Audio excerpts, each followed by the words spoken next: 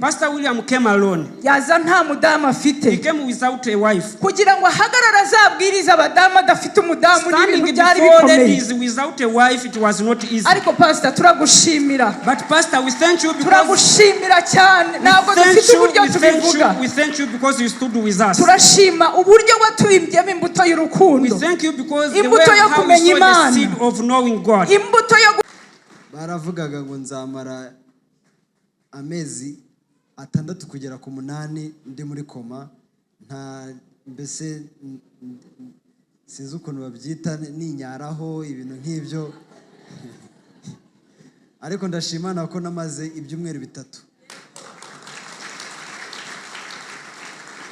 Namaze ibyumweru 3 kwa muganga baransezera kubera ko ndabyibuka nyuma y'ibyumweru 3 naratashye bambwira kuzasubira nyuma y'ukwezi. Subiyeyo Faisal abaganga bose baratangara ngo ko ndi kugenda. Urumva kubera ko bose bari bazi ko nzamaramo igihe kirekire, ariko ndashimana ko uyu munsi magaze hano. Ikintu nshimira Imana nuko nakijijwe by'ukuri.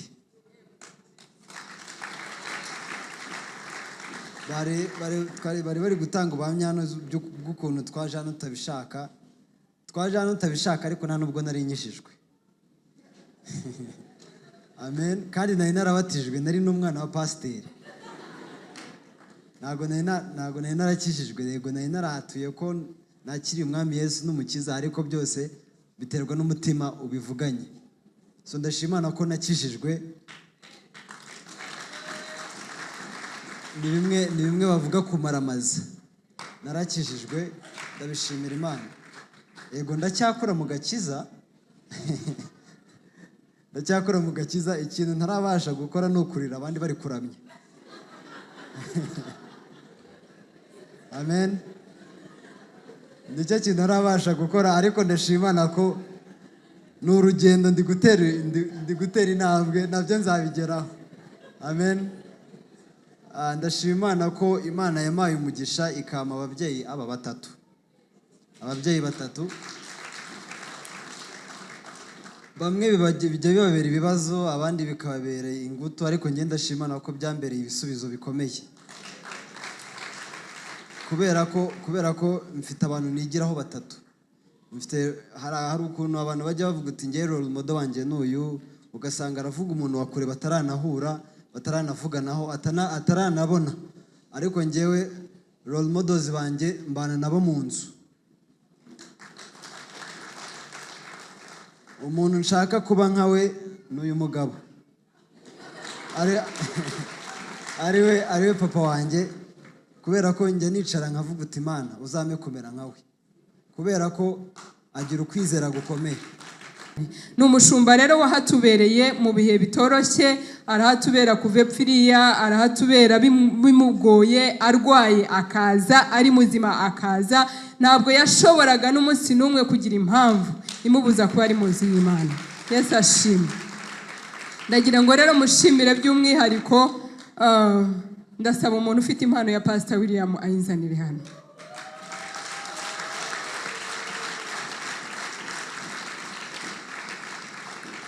Pastor, turagira ngo tugusabe utambuke tuguhe impano yawe, tugushimira ko watubereye uwo kwizerwa, watubereye umushumba mwiza, wahagararanye natwe, uhagarara n'itorero kugeza aho rigeze uyu munsi. Nukuri turabigushimiye. Hallelujah, hallelujah, hallelujah.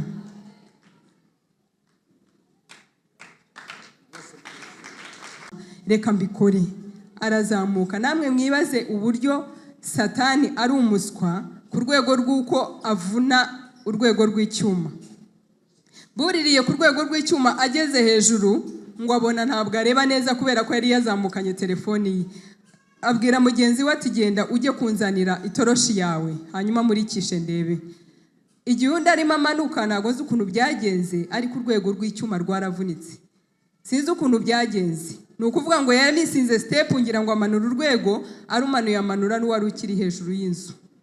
Yesu ashimwe. Ni ibintu byari bitugoye. Narazamutse, ntabwo ngiye nari nzi ikintu cyabaye. Ngeze hariya ngiye kubona mbona Papa Angel aciyeho nk'umuyaga. ndayoberwa se uyu kwenda kunkanagira bigenza ko nazamutse mbuze uyu ndavuga se Abeli we yansize ati kuko nabonaga imodoka ntayibona. Papa yanjye ageze imbere ndamuhamagara ndamubaza wowe unsize gute ko ubona Abeli yansize nawe ukamusize ntabwo ngewe njya mu materaniro. Arambwira ati habaye impanuka yiheze ntabwo nzi ikintu cyabaye. Yesu nashimwe. Naho uyu nguyu yaguye amaze kugwa arapfa burundu yari yapfuye completely. Gaspar aramuterura. Gaspar nori ya mwana w'umuhungu Imana yaduhaye, Imana yo mu ijuru imuha umugisha. Ngo mu mutima waribwira niko yambwiye. Mu mutima waribwira ngo nabimbwira ndahwera. Afata umwanzuro wo kumuterura ataza hamujyanye. Ntabwo ari umunyarwanda ntazi ngo ibitaro by'u Rwanda biba hehe, aramwirukankana. Ngo yibuka ko hari igihe Abeli yakometse urutoki bajya kurikira. Amujyana kurikira. Iby'impanuka papa yanjye nawe baramubwiye ngo impanuka araza buri wakoze impanuka. Naho Eric bari kumwe nawe aryamye hariya kuri toilet. Nawe nta muntu n'umwe uzi cyabaye. Yesu ashimwe. Haleluya. Ariko ndashimira Imana kubw'abana b'abasore yubari hehe. Haleluya. Umusore witwa Yubu n'undi mwana w'umuhungu sinzi niba yaritwaga Emma wabaga muri worship. Abo bana barahabaye nibo bashoboye gutanga amakuru yose, twarararanye amajoro yose tugendana nabo kugeza ku wundi munsi. Yesu nashimwe cyane. Hanyuma nyine tubimenye ikibaye. Papa yanjye asubira inyuma aramfata. Bagenzi ntago mubizi ariko Imana yo mu ijuru niyo kwizerwa.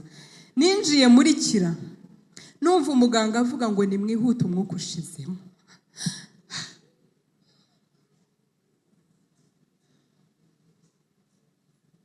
Yesu nashimwe. Numva umuganga aravuga ngo umwuka ushizemo. Nyoberwa ikintu na kimwe cyo gukora.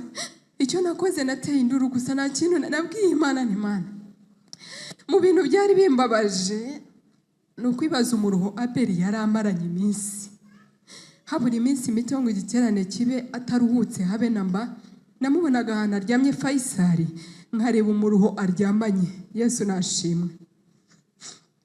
Ariko mu kugira ngo nihutisha ibintu twarahavuye tujya kuri ADPR of course biranga baduha turagenda tujya Faisal ko twagomba gukora scanner. Tugeze Faisal ibyatubayeho stories sinshaka kuzisubiramo. Simvuga ngo arakurusha. I am not saying that he's Ariko better than you. naramwumvisha avuga revival neza kandi aza amateka yayo. But I heard him and he knows the Niwe history of muntu wambwiye revival ngo igihe parties. cyose revival yaba itakiri hano mu Bugesera na yasubira ku Gisozi. He's the one that told me that whenever revival parties is Fabi Imana not imuha umugisha mwinshi here, I'll cyane. go back to Gisozi. Musoza rero Winding up, nifuzaga Pastor Ian namuhaye inka I gave Pastor Ian a ariko cow, uyu munsi ntabwo nyimuha. but today I am not giving him Umutima a wanjye cow. My heart n'umugore wanjye and my wife, watwemeje neza we convinced us ko duha inka that we give a cow madamu. to Janet. Hallelujah! Hallelujah! Rero Hallelujah! tubahaye inka kandi turabakunda We are giving you a cow and we love you so very much. kandi revival na evangelique muri inshuti z'akadasohoka. And Revival Palace and Turahari kandi namwe Evangelical murahari. Church is our best friends. We are here and you're there. Imana ibaha umugisha. May God bless you Imana so ibagire. much. Mu byubahiro byawe Dr. Pastor Ian dufashe uze hano na Madam ntago agomba gusigara.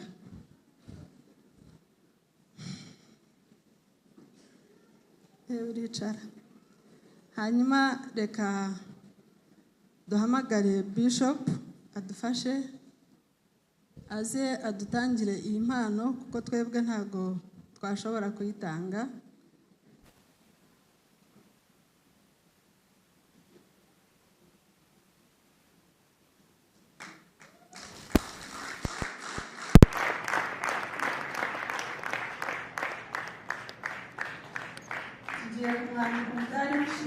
Yemo na kimwe turaza gusaba katugure Pastor Fred Yes. adutangire iyi mpano. Pastor Fred, you're most welcome.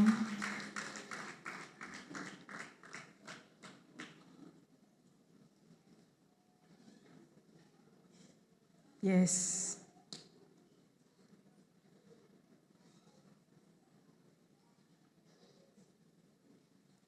Twashyizemo convention. Hallelujah. Amen.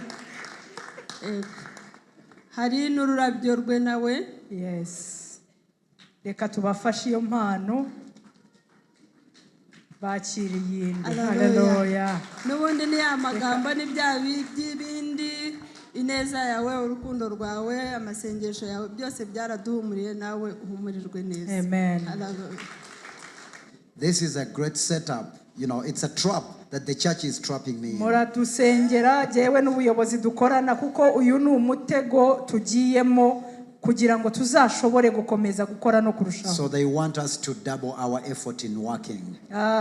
Kugira ngo tuzadubure ibyo twakoraga mu mikorere twongeremo imbaraga nyinshi. So I have you to back me up and to pray with me. Ndabafite kugira ngo munshyigikire kandi musengane nanjye. And the church, ibi bintu byose byo tugezeho ni mwebwe, ibyo tuzageraho ni mwebwe. Kandi torero, whatever we are on now, it's you, and whatever we are going to have in next 10 years, it will be you. Iyi myaka 10 igiye kuza tugomba gutangira amatorero. So in 10 years to come, we have to plant churches. Tugomba kubaka amashuri. We have to build schools. Ariko cyane cyane ahangaha tugomba kuhubaka clinique nziza cyane. And mostly here we have to put the clinic. Imana ibahe umugisha. May God bless you so much.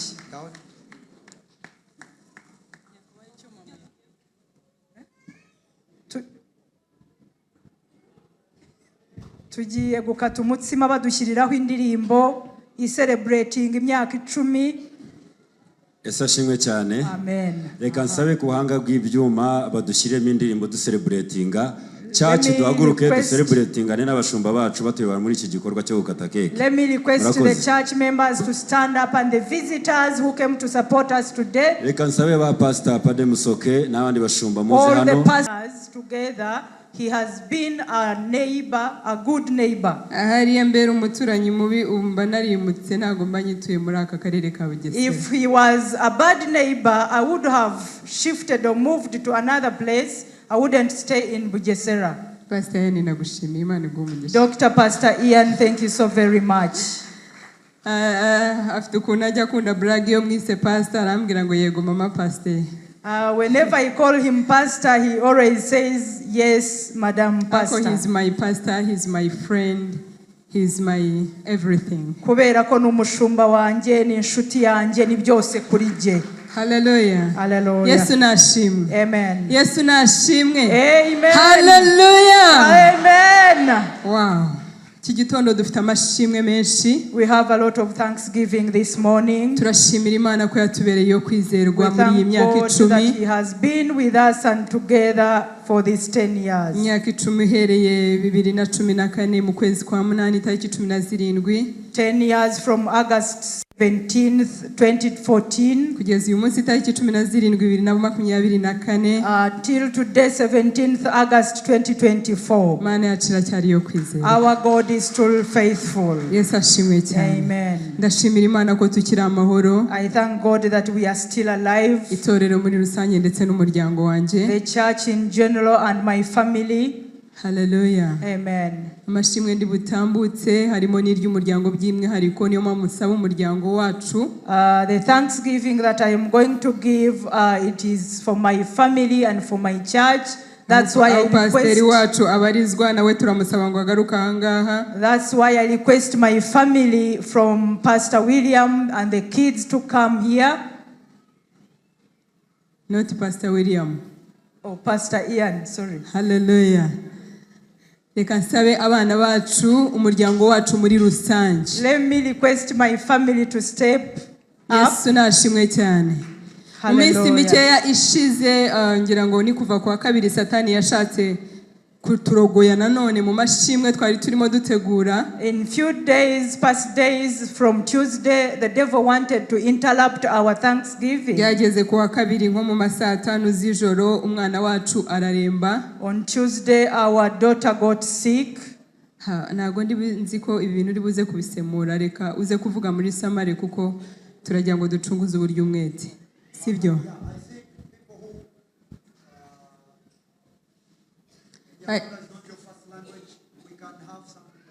Yeah, I think they will do the summary of the Thanksgiving because we may take much of our time. Bless you as you're helping our friends and pastors. Hallelujah. Amen. Yesu nashimwe cyane.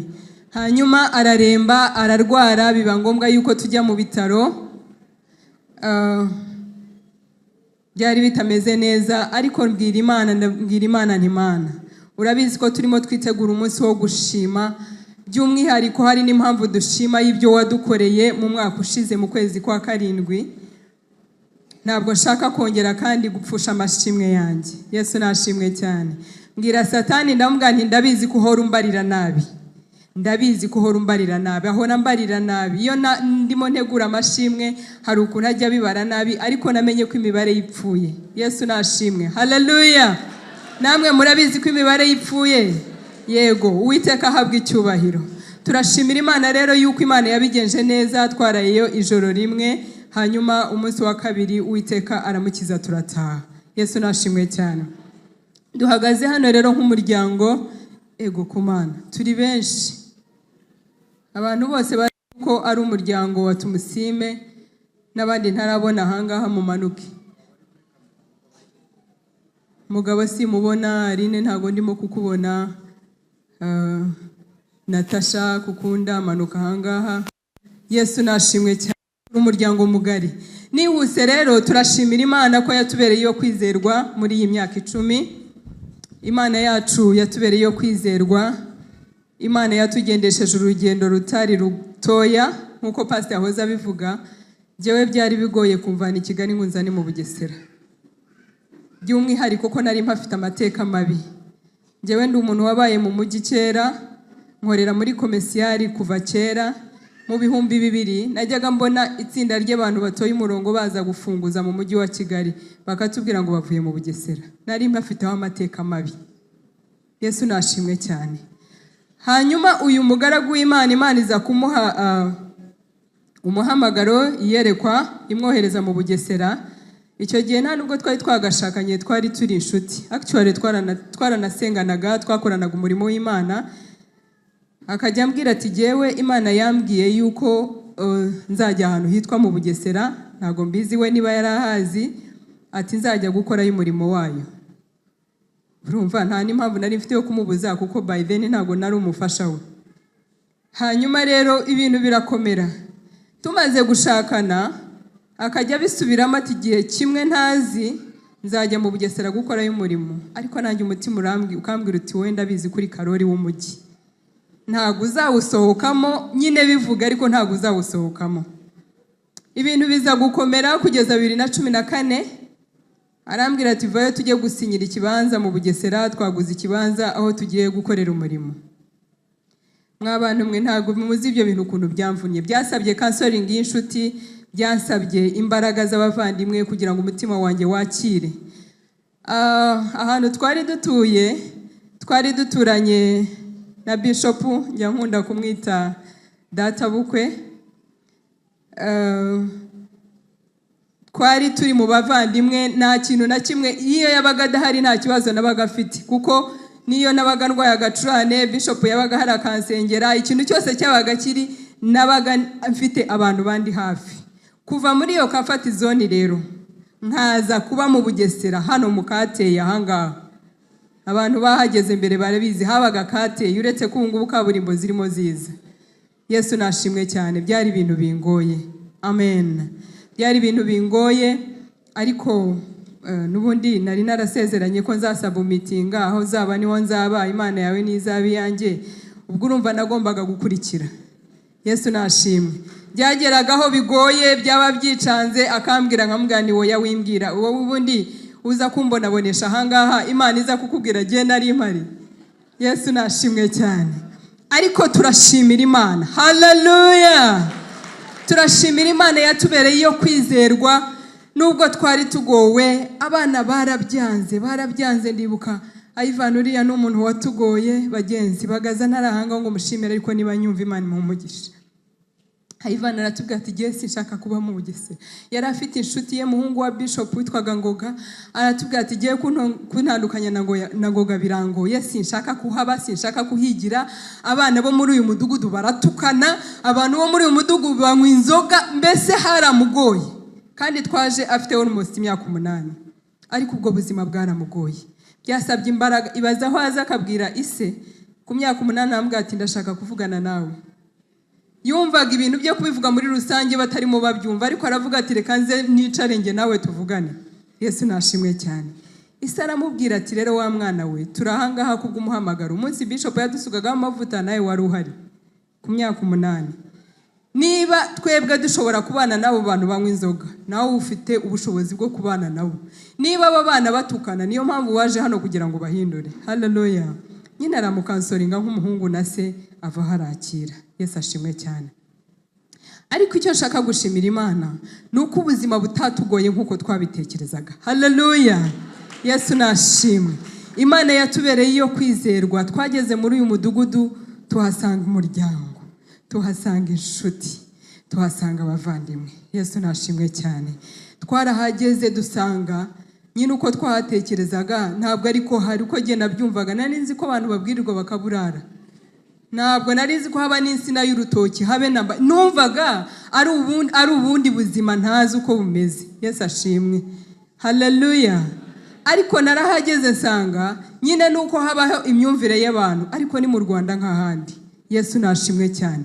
Narahageze ntera amashu arera, ntera dodo zirera, ndavuga ntariko uzi ko abantu ubashobora gufata ahantu bakaha ishusho itariyo. Yesu nashimwe cyane.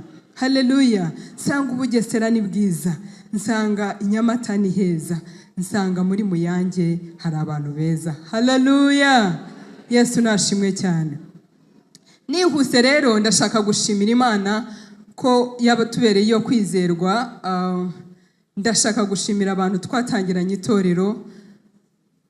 Bagenzi banjye ntabwo mfite ukuntu nashima, ariko mwese iyo mwijuri baho umugisha. Abantu nibuka baje bwa mbere na mbere, actually kamagurutse Juri. Hallelujah. Hallelujah. Uwo munsi twaje gusenga cyangwa twaje guteranira hano, ngewe na Juri nitwe twari protocole.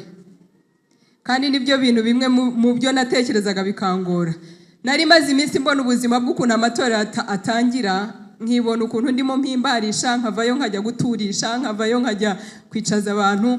Ibyo bintu byari binteye ubwoba. Hallelujah. Nari meze nka Elia avuga ati ni ngewe ngenyine usigaye. Yesu ashimwe. Ariko Imana yari ifite benshi yateguye hangaho gukora uyu murimo. Hallelujah. Yesu nashimwe cyane. Ndashimira Imana yo kubwa abantu twatangiranye. Juri warakoze nubwo waje kugeraho ukajya kwagura umuryango. Imana iguha umugisha kuko mu gihe cyawe gihe turi kumwe warakoze. Ndashimira Imana kubwa mama Becky, mama Gisela, abantu bose hafi ya bose twatangiranye uyu murimo. Imana ibaha umugisha. Yesu ashimwe cyane. Ndimo ndihuta, ndashaka gushimira abantu babiri. Nababwiye ngo mwese ndabashimira, twaratangiranye umurimo urakomera, abaririmbyi baraboneka. Mana yanjye Bagaza ntarahangaha. Twari dufite umusore witwa Bagaza, yaraje atari n'umukristo wa Revival, ariko araza aritanga, biba ngombwa yuko nimukaza hano, araza hagarana worship team, arayiyobora kugeza aho yayisize. Hallelujah. Imana yo mwijuru imuha umugisha. Rero mu bintu nyine nshaka gushimira Imana, ndashaka gushimira abantu babiri. Ndimo ndavuga abantu twatangiranye guhera ku munsi wa mbere w'itariki 17 z'ukwa 8 kugeza uyu munsi tugihagaranye muri itorero. Hari uwaje hashize icyumweru, hari uwaje hashize 2, ariko abantu nibuka nshobora kwibuka twatangiranye kuva uwo munsi kugeza uyu munsi. Ndashaka kubashimira by'umwihariko. Yesu ashimwe. Hallelujah.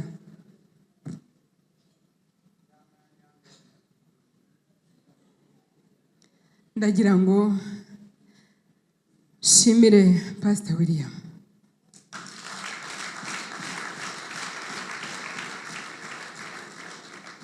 Yesu ashimwe. Twagiye tubona abashumba benshi mu matorero baba intandaro y'itorero gucikamo kabiri. Yaza kutubera umushumba mubi, ntabwo tuba turi hano tukiri kumwe kumara iyi myaka 10. Na cyane ko senior pastor atahaba kenshi, byarashobokaga ko itorero ryari gucikamo kabiri, ariko Pastor William ndamushimira. Yesu ashimwe. Yabanye natwe mu buzima bugoye, yabanye natwe adusengera ku manywa na nijoro, amakinga sure ngo sinza niba hari igihe MTN yabaga ngombwa ko imuha paka wenda adashoye mu mafaranga, ariko yagombaga kumenya uko naraye, akamenya uko niriwe. Yesu ashimwe cyane. Nta mukristo n'umwe utararwaraga ngo ye kumusura, nk'uko pastor yabivuze, nta n'umwe atazi izina keretse utarashatse kurimubwira. Niyo utarimubwiye ararikwita. Yesu nashimwe. Niyo utamubwiye izina ryawe arakubatiza, ariko agomba kuba akuzi. Yesu ashimwe cyane.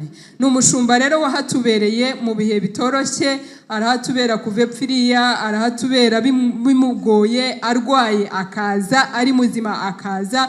Ntabwo yashoboraga n'umunsi n'umwe kugira impamvu imubuza kuba ari muzi y'Imana. Yesu ashimwe. Ndagira ngo rero mushimire by'umwihariko, ndasaba umuntu ufite impano ya Pastor William ayinzanire hano.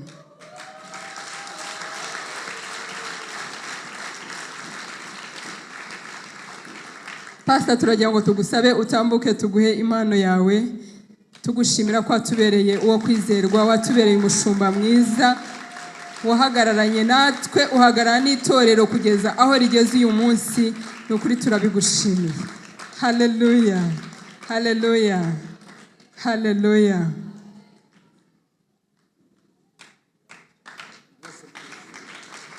Pastor, urakoze cyane. Hallelujah, amen. Turanashimira Imana bugenzi yamuhaye umudamu mwiza. Twari turi hano twaragowe, abanyamasengesho bamamaje izera, amavi yarakobotse, induru zaravuze, ariko turashimira Imana ko yamuhaye umudamu mwiza. Yampaye murumuna wanjye, abandi nari narabasize i Kigali nkumva biramvunye, ariko ndashimira Imana ko Imana yampaye murumuna wanjye hano i Nyamata. Hallelujah. Nihuse ndashaka gushimira umushuti wanjye twatangiranye. Uyu muntu yarantunguye, yaranantangaje. Yesu ashimwe. Mwibuke ko ndimo nshimira abantu twatangiranye kuva ku munsi wa mbere tukaba tukiri kumwe hano. Naraje nyine nari nzi ko nisanze hano ndi jyenyine, ariko natunguwe kubona umuntu waje n'umuryango we wose. Sinzi niba yarayacishamo mikoro mu mudugudu ko hagiye gutangira itorero. Bwakeye ninjira mu itorero mpamusanga. Mama Keza, ndagira ngo ngushimire. Ndashaka gushimira Mama Keza Sanyumore. Naratunguwe musanze mu iteraniro ari kumwe n'abana be. Ntago mbizi, uyu mudamu yakoze umurimo ukomeye. Yatubaye hafi n'umuryango we. Hallelujah. Mama Keza, Imana iguhe umugisha.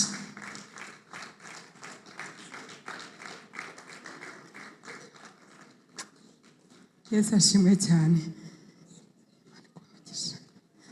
Mama Keza, kuva kuri uwo munsi ninjiye mu iteraniro musangamo. Ni ukuvuga ngo za mbaraga ze, bwa buyobozi bw'umudugudu bwose mu iteraniro ryari buhari. Yesu ashimwe cyane. Ndamushimiye ko yahagararanye natwe n'uyu munsi tukaba tukiri kumwe. Aracyari inkingi, aracyari umukozi, aracyashyiramo imbaraga ze zose. Nta munsi n'umwe nigeze mubona acogora. Imana yo mu ijuru iguha umugisha, kandi Uwiteka azajya kugorora buri munsi. Kwitanga kwawe no kuhaba kwawe Imana izabizirikane. Imana iguha umugisha.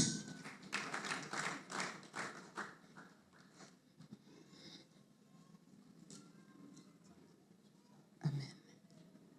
Akazara. Yesu ashimwe. Hallelujah.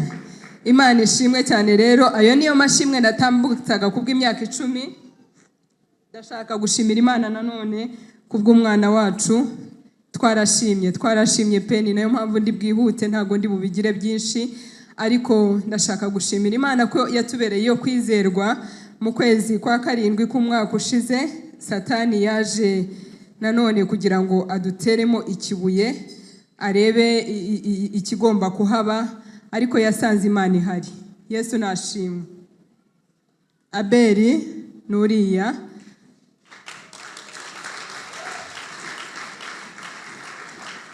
kubera ukuntu rero asumba, yari afite ukuntu akunda kuza akambundikira akambwira ati mamiya sashimwe.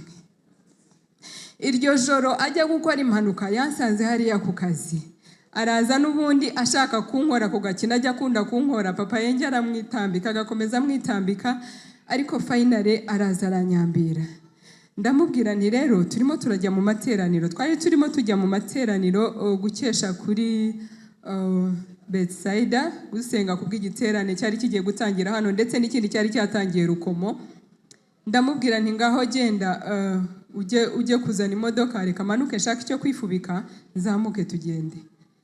Akantu kabayeho rero ndazamuka ndamanuka, Abeli mbona amanutse inyuma, ninjira mu nzu, ngarutse sinamubona. Naho yamanutse ageze kuri iriya gate, ndaza kubivuga muri make, ageze kuri gate ahura n'umuhungu wacu hano witwa Eric, aramubwira ati hariya kuri toilet hari umwijima, ati kandi umujura ashobora kuhihisha, ati ndagira ngo tuzashyireho ririya tara kuko ririya tara ryarapfuye. Abeli ntiyabyihanganira, byari saa 3 zijya muri saa 4, aravuga ati ahubwo reka zana urwego ngende ndishyireyo. Undi baravuga ngo na bagenzi be bari bahari, yari ari kumwe na Gaspar. Mana yanjye sinzi impamvu Gaspar atari hano. Gaspar please. Yes ashimwe cyane.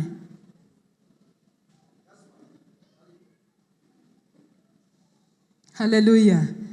Hallelujah. Nsubiye inyuma gatoya, nashimye Imana kubw'umuryango twaje turi abantu 6 tuzi Nyamata, ariko uyu munsi turi umuryango ungana gutya murimo murabibona. Duhe Imana yacu icyubahiro. Yes ashimwe. Imana yatwunguye urubyaro, Imana yatwunguye umuryango, turi abantu bangana uku nguku mu rugo rwa Tumusime. Turashimira n'Imana yaduhaye umuryango mugari nkamwe. Dufite abashuti, dufite abavandimwe, dufite abaturanyi, ariko ndashaka no gushima Imana nanone kubw'Imana yampaye abakobwa 3. Hallelujah. Imana yampaye abakobwa 3, hari ikintu abongereza bita ngo ni sister in law, brother in law. Ngewe ntago bari aba in law banjye, ni aba sister in love. Imana yampaye. Yes ashimwe. Ni abantu mfiteho amabwiriza ashoboka. Iyo hari icyo nshaka kubakora mbabwira nkuko nabwira Ivana cyangwa Aline, ntago njya guteretereza ngo se waba ufite umwanya. Ndashimira Imana kubwa Mutoni, ndashimira Imana kubwa Blessing ntawe uharari ku kiriri, ndashimira Imana no kubw'umukazana wanjye Naomi. Hallelujah. Yes ashimwe. Abo ni abantu Imana yagiye yunga kuri uyu muryango, hejuru y'umuryango mugari namwe twisangamo. Imana ibaha umugisha. Rero naringeze kugushima Imana kubwa Abeli. Arazamuka ngo bazana urwego, baramubwira bati waretse tukazaruhindura ejo toya. Yari amaze iminsi afite umunaniro mwinshi barakoraga ubutaruhuka, ariko kubera ko akunda gukora, kubera ko akunda akazi, aravuga ati ntabwo nakwihangana kubona hari umwijima, reka mbikore.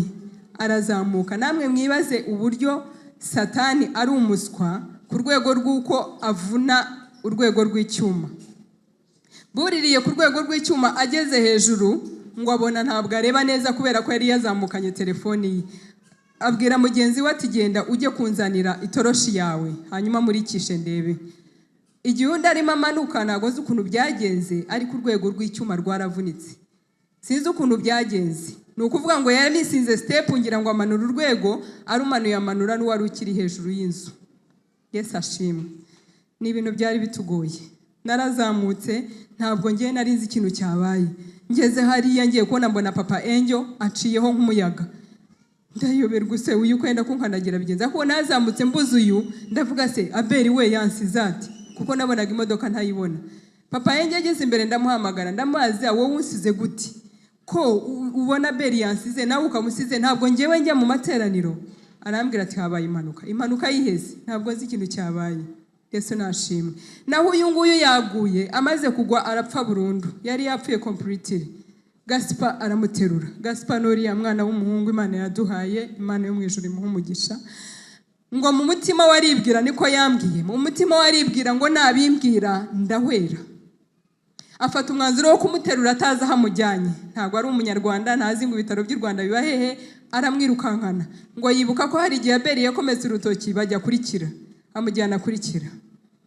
Iby'impanuka papa Angel nawe baramubwiye ngo impanuka araza buri wakoze impanuka. Naho Eric bari kumwe nawe aryamye hariya kuri toilet. nawe nta muntu n'umwe uzi icyabaye. Yesu ashimwe, haleluya. Ariko ndashimira Imana kubw'abana b'abasore. Yuba ari hehe? Haleluya. Umusore witwa Yubu n'undi mwana w'umuhungu sinzi niba yaritwaga Emma wabaga muri worship. Abo bana barahabaye nibo bashoboye gutanga amakuru yose, twarararanye amajoro yose tugendana nabo kugeza ku wundi munsi. Yesu nashimwe cyane. Hanyuma nyine tubimenye ikibaye, papa yanjye asubira inyuma aramfata. Bagenzi ntago mubizi ariko Imana yo mu ijuru niyo kwizerwa. Ninjiye muri kira numva umuganga avuga ngo nimwihute umwuka ushizemo.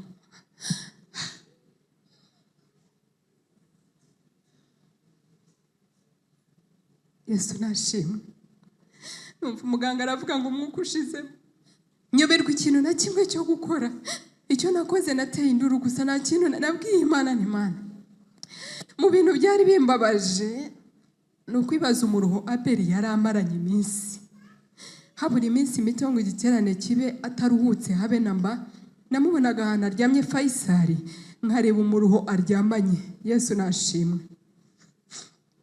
Ariko mu kugira ngo nihutisha ibintu twarahavuye tujya kuri ADPR of course biranga baduha turagenda tujya Faisal ko twagomba gukora scanner. Tugeze Faisal ibyatubayeho stories sinshaka kuzisubiramo, nyine batubereye badupfiriye ubusa. Reka mbivuga uko nguko kuko umuganga wari warayizamu yadupfiriye ubusa completely. Turahava turagenda tujya Kanombe. Tugeze Kanombe mane yanjye ntabwo nzi abaganga bari barayizamu, ariko iyo nza kuba mbazi nakabavuza ahangaha kugira ngo abavandimwe baba bahari bakababwira bati muzihane mujye mwakira abantu bose kimwe. Yesu ashimwe cyane, haleluya. Tugezeyo i Kanombe ho rwose ntago mbizi, ariko ibaze nk'umuntu wize kuvura akamenya uburyo umuntu anywa ikinini. Umuntu yari yagiye muri koma ari kuri oxygen, ariko umuganga yibera iyo ngiya azavirayo. Araza abaza umunasi twari twajyanyeho kuri ADPR aramubwira ati imodoka yawe ifite akagare kamusohora. Undi ataramubwira ati oya. Ati none ubwo arahagera ate? Ndamubaza ni ubu bitaro bya Kanombe byose nta brancard mufite yo kuzanaho umurwayi? Yambaraga arasohoka aragenda amusanga mu modoka. Yaramaze mu nk'isaha yose aryamye, oxygen irashira. Umunasi araza arabibabwira baramubwira ati ntabwo ubwo warebye nabi ntabwo yashize. Yesu nashimwe. Hanyuma ibyo bintu iyo mbitekereje nyine narabitekereje nyuma biza kumbabaza, ariko nza gusanga hari imbaraga z'Imana. Yesu ashimwe. Ahari yo haba ubwo bufasha bw'abaganga twari kumenya ko abaganga babikoze, ariko Imana yarabacanganyikishije kugira ngo tubone kubaho kwayo. Yesu nashimwe cyane. Arasohoka araza aramukandakanda mu modoka yandika utunini. Mwibaze tuzanye report ivuye kuri Faisal ivuga ngo umwana arimo aravira ku bwonko, ari kuri oxygen, umwuka waheze. Ayandika ibinini aratubwira ngo nimugende mubimuhe mumusubize kuri ADPR mumuhe ibi binini iminsi 3 nishira muzamugarure. Umuganga kuri ADPR atubaza ati se iminsi 3 uyu munsi woye amubashubije ari uko ari muzima. Yesu nashimwe cyane. Nta kindi twagombaga gukora. Abagabo twari turi kumwe, abakozi b'Imana twari turi kumwe, baratubwira bati ubwo nyene mu bushakashatsi bw'umuganga yasanze wenda ari cyo kigomba gukorwa. Tugende dufata inzira tugaruka kuri ADPR. Twahageze mu rukerera rwa mu gitondo saa 11. Tuhageze Abera arapfa completely. None tubona birarangiye. Haleluya. Yesu nashimwe. Arapfa completely. Hatangira indi process yo kureba uburyo twasubira Faisal. Yesu ashimwe cyane. Ndashimira abantu bahagararanye natwe. Mwabantu mwe ntabwo ndi buvuga umuntu n'umwe mu iteraniro, nta n'umwe n'umwe ndivuge mu itorero, kuko mwese mwarahabaye. Yesu nashimwe. Mwese mwarahabaye. Abari bazi Abeli, abari batamuzi, barahabaye, barahagurutse barahaba. Yesu nashimwe cyane. Abasenze barasenze, abahabaye barahaba, abaraye bagendana natwe baragendanye natwe, abaduhamagaye hirya no hino.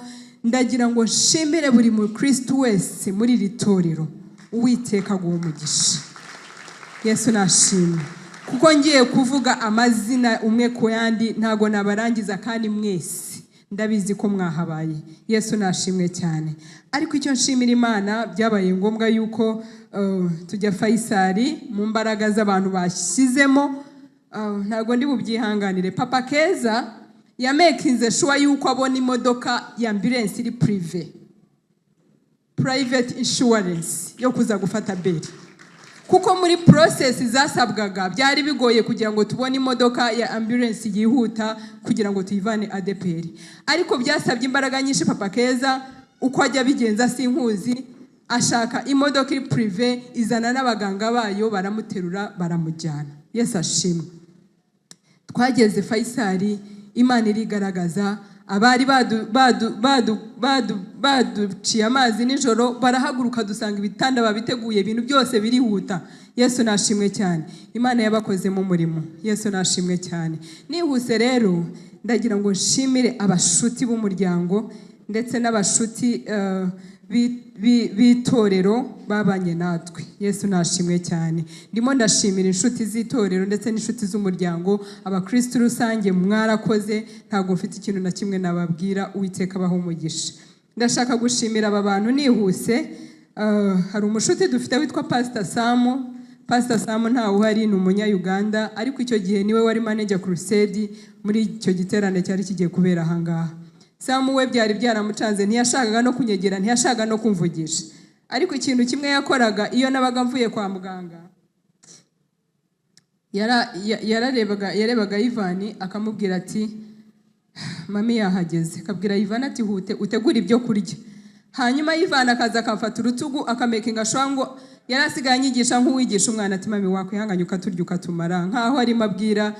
Yesu ashimwe cyane. Turashimira Imana rero ku bwa Pastor Sam wabanye natwe. Ni umwe mu bantu baraye bagendana natwe iryo joro kugeza ikindi gitondo. Ndagira ngo nshimire Pastor Rugambwa, Imana yo mu ijuru umugisha. Bari barushye bavuye mu giterane cya Rukomo, ariko iryo joro ryose baraje turagendana. Ndashimira Pastor Fred, ni pastor ku Gisozi. Naramuhamagaye nka saa 5 tumanutse tujya kwa muganga, ndamubwira ntabera arapfuye, making sure ngo utugezeho. Ndamushimira. Ndashimira Pastor Pade Musoke. Yesu nahimbazwe cyane. Uyu mugabo yarayoboye amasengesho, ariko yarampamagaraga umunota ku wundi akambwira turupfu narubonye, ariko narwanze mu izina rya Yesu. Yesu nashimwe cyane. Mu byukuri urupfu rwari ruhari. Hari igihe navuye y'umunsi wa kabiri muganga amaze kumpa report, hejuru yo kuvira mu bwonko, Mana yanjye ndimo ndabatindera ariko numva gashaka kubivuga. Hejuru yo kuvira mu bwonko, umuganga amaze gukora scanner arampamagara arambwira ati ibihaha byombi byashwanyaguritse.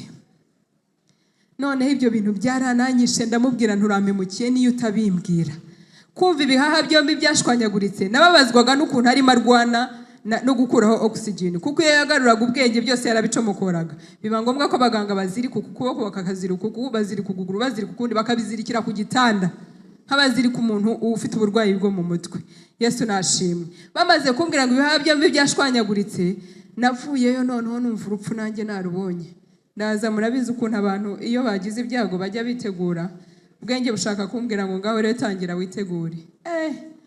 Ariko nkabona oya, ndavuga ndabyanze. Ndibuka ninjiye mu nzu mbwira abana, ndabicaza muri salo, ndababwira nti murabizi yuko turi abantu 8, ntabwo dushaka gusigara turi igiharwe. Yesu nashimwe. Twarasenze mushiki wuriya yarayarira mu mukeraho, ariko turashimira Imana ko yumvise gusenga kwacu. Haleluya. Yesu nashimwe. Pastor Pade rero yarahabaye, yaradusengeye. Imana yo mu ijuru imuha umugisha. Ndagira ngo nshimire Pastor Diane ndetse n'umutware we, bagize uruhare rukomeye muri ibyo bihe. Ndagira ngo nshimire Papa Keza nabivuze. Ndagira ngo nshimire Papa Nshuti ari we gitifu wacu. Imana yo mu ijuru imuha umugisha. Yakoze ibishoboka byose mu bushobozi bwe nk'umuyobozi w'akagari kugira ngo ubuzima bwa Beri bugaruke. Ndashaka gushimira umushuti, twabaye umushuti tubihujwe n'uburwayi bwa Beri. Ndagira ngo ndebe Shumbusho ukora Faisal. Imana yo mu ijuru iguha umugisha, wakoze kuba witanze ukaza. Yesu nashimwe. uriya musore twamenyanye kunyura muri Papa Keza, ariko Shumbusho yaradufashije kugera ku munota wa nyuma, kugera aho Faisal yanga kutuvurira kuri insurance kandi Abeli ayemererwa ngo kubera ko twinjiye turi privé. Shumbusho aravuga ati wowe reka dupushinge dukora ibishoboka byose. Ndambwira mwana wanjye ngize amahirwe umwana arakize, nta bindi nshaka. Yesu ashimwe. Ndamubwira ntayo baca yose nibayace, ariko icyo shaka nuko tutari bwongere gutinda ahangaha. Yesu nashimwe cyane kubera ko byabaye ibintu birebire, nyine banga kumuvurira kuri insurance kandi ayemererwa. Yesu nashimwe cyane, ariko turashimira Imana. Shumbusha Imana yo mu ijuru iguha umugisha. Uriya mwana yabanye natwe, yahagaranye natwe, yamekinze shwangu icyo twari dukeneye cyose, agifitiye ubushobozi yaradufashije. Ndimo ndasoza. Yesu nashimwe cyane. Ndimo ndasoza ndagira ngo shimire Imana. Hari nyirasenge witwa Kereni, ntago yabonetse, ariko Kereni yatubaye hafi, akaza akirirwa Faisal. Ntago yari yemerewe kumusura kuko hano yari muri HDU nta muntu wamusuraga, nta wamurwazaga, ariko yarazaga akahirirwa bwakwira gataha, atemerewe no kumureba, akaza akahirirwa bwakwira gataha. Yesu nashimwe cyane. Haleluya. Yesu nashimwe. Nsoza ndagira ngo shimire umubyeyi Mama Abeli afite amahirwe yuko afite ababyeyi babiri. Haleluya. N'umuganga yarabimbajije, ndavuga ntuyu nta nubwo agomba gupfa kuko Imana yamuhaye ababyeyi babiri. Yesu ashimwe. Ndagira ngo sabe Mama Abeli ahaguruke. Haleluya. Uyu mubyeyi yarahabaye, yaradufashije cyane. Najyaga mubwira nti wabaye nka nyina wa Yesu. Pastor yaratubwiye ngo nyina wa Yesu igihe cyajyaga kigera kubera turoma agafata inzira y'umusaraba Yesu yanyuze, akayigenda yazayirangiza akagaruka yibuka urupfu umwana we yapfuye. Undi rero nawe kimwe na nyirasenge unavugaga barazaga bakahirirwa, baruha bagatani, bagombaga kumurwaza, ntibagombaga kumuba hafi, nta kintu na kimwe bagombaga gukora, ariko kubera turoma bagombaga kumva, iyo bahirirwaga babaga bumva bari kumwe nawe. Yesu nashimwe cyane. Imana yo mu ijuru iguha umugisha. Nukuri ndabashimiye mwese, ndabashimiye. Ndashoje, murakoze. Reka Yesu nashimwe cyane. Hari undi mwana w'umukobwa witwa Ariane. Yesu nashimwe. Yubu namushimiye na Emma.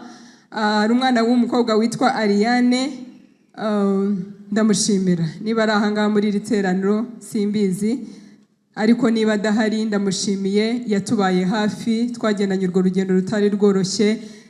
Imana yo mu ijuru imuha umugisha. Reka rero ntange iyi mikoro, abandi bose basigaye ndabizi ko bagiye gutanga samare.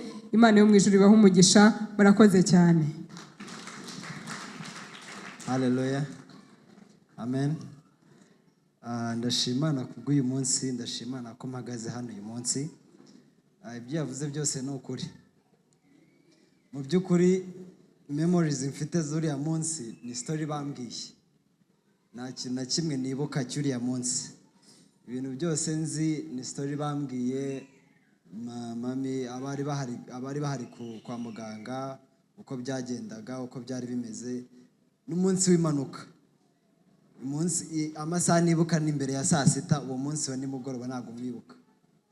Ndibuka ko mu gitondo twagiye kuvuga ubutumwa hano hepfo kunyuza ku isoko, niho twajyanye na ya kamyo.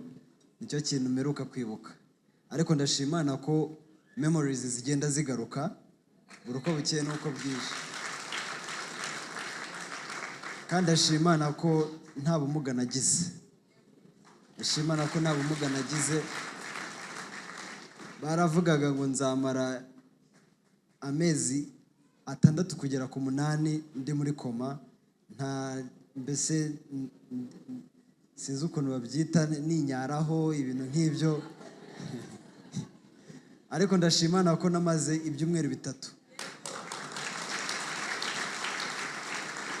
Namaze ibyumweru 3 kwa muganga baransezera, kubera ko ndabyibuka nyuma y'ibyumweru 3 naratashye, bambwira kuzasubira nyuma y'ukwezi. Subiyeyo Faisal abaganga bose baratangara ngo ko ndi kugenda. Urumva, kubera ko bose bari bazi ko nzamaramo igihe kirekire, ariko ndashimana ko uyu munsi mpagaze hano. Ikintu cyane ikintu nshimira Imana ni uko nakijijwe by'ukuri.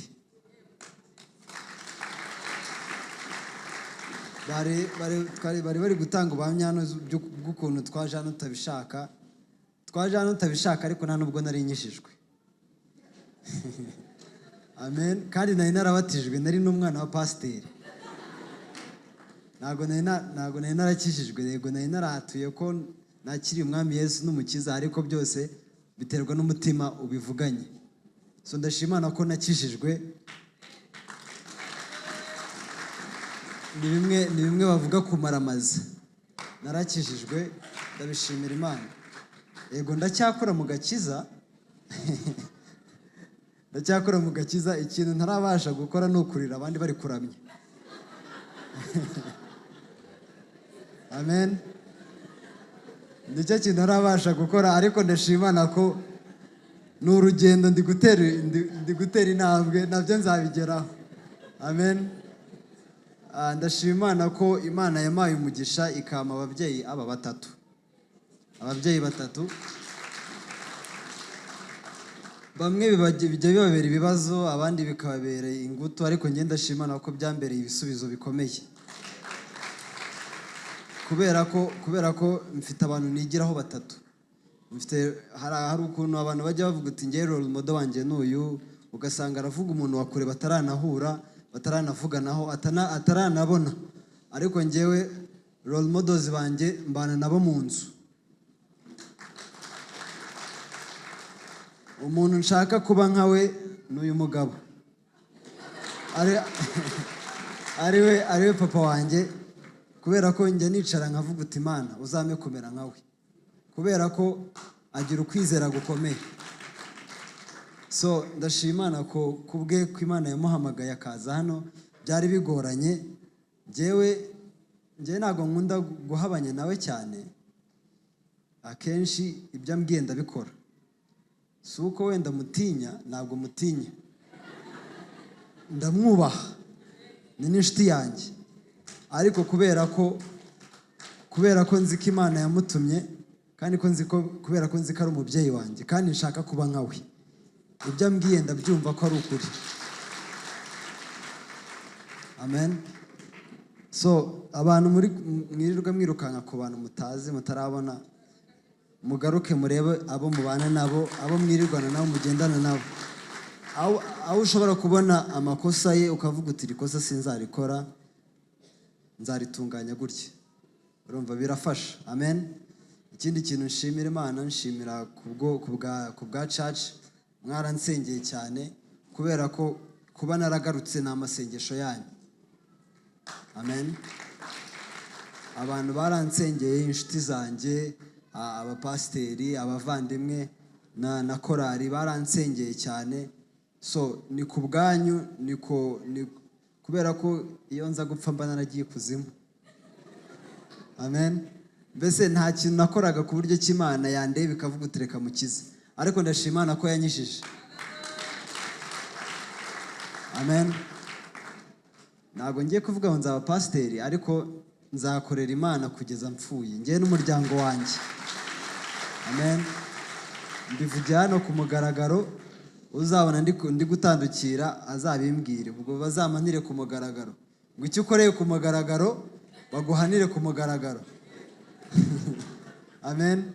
Uzabona ndi gutandukira azambwirire hano ku gatuti. Amen. Imana ibamugisha. Abel ikibazo afite ngo yakoze impanuka, afite amafaranga menshi, ngo yaragurije n'abantu, ngo ariko ntiyibuka abo yagurije. Niba uri ahangaha yarakugurije uzayazane. Sawa, murakoze cyane. Ndagira ngo mpanding over kuri Pastor Steven, kubera ko amasaha yagiye ibintu bimwe byiciremo.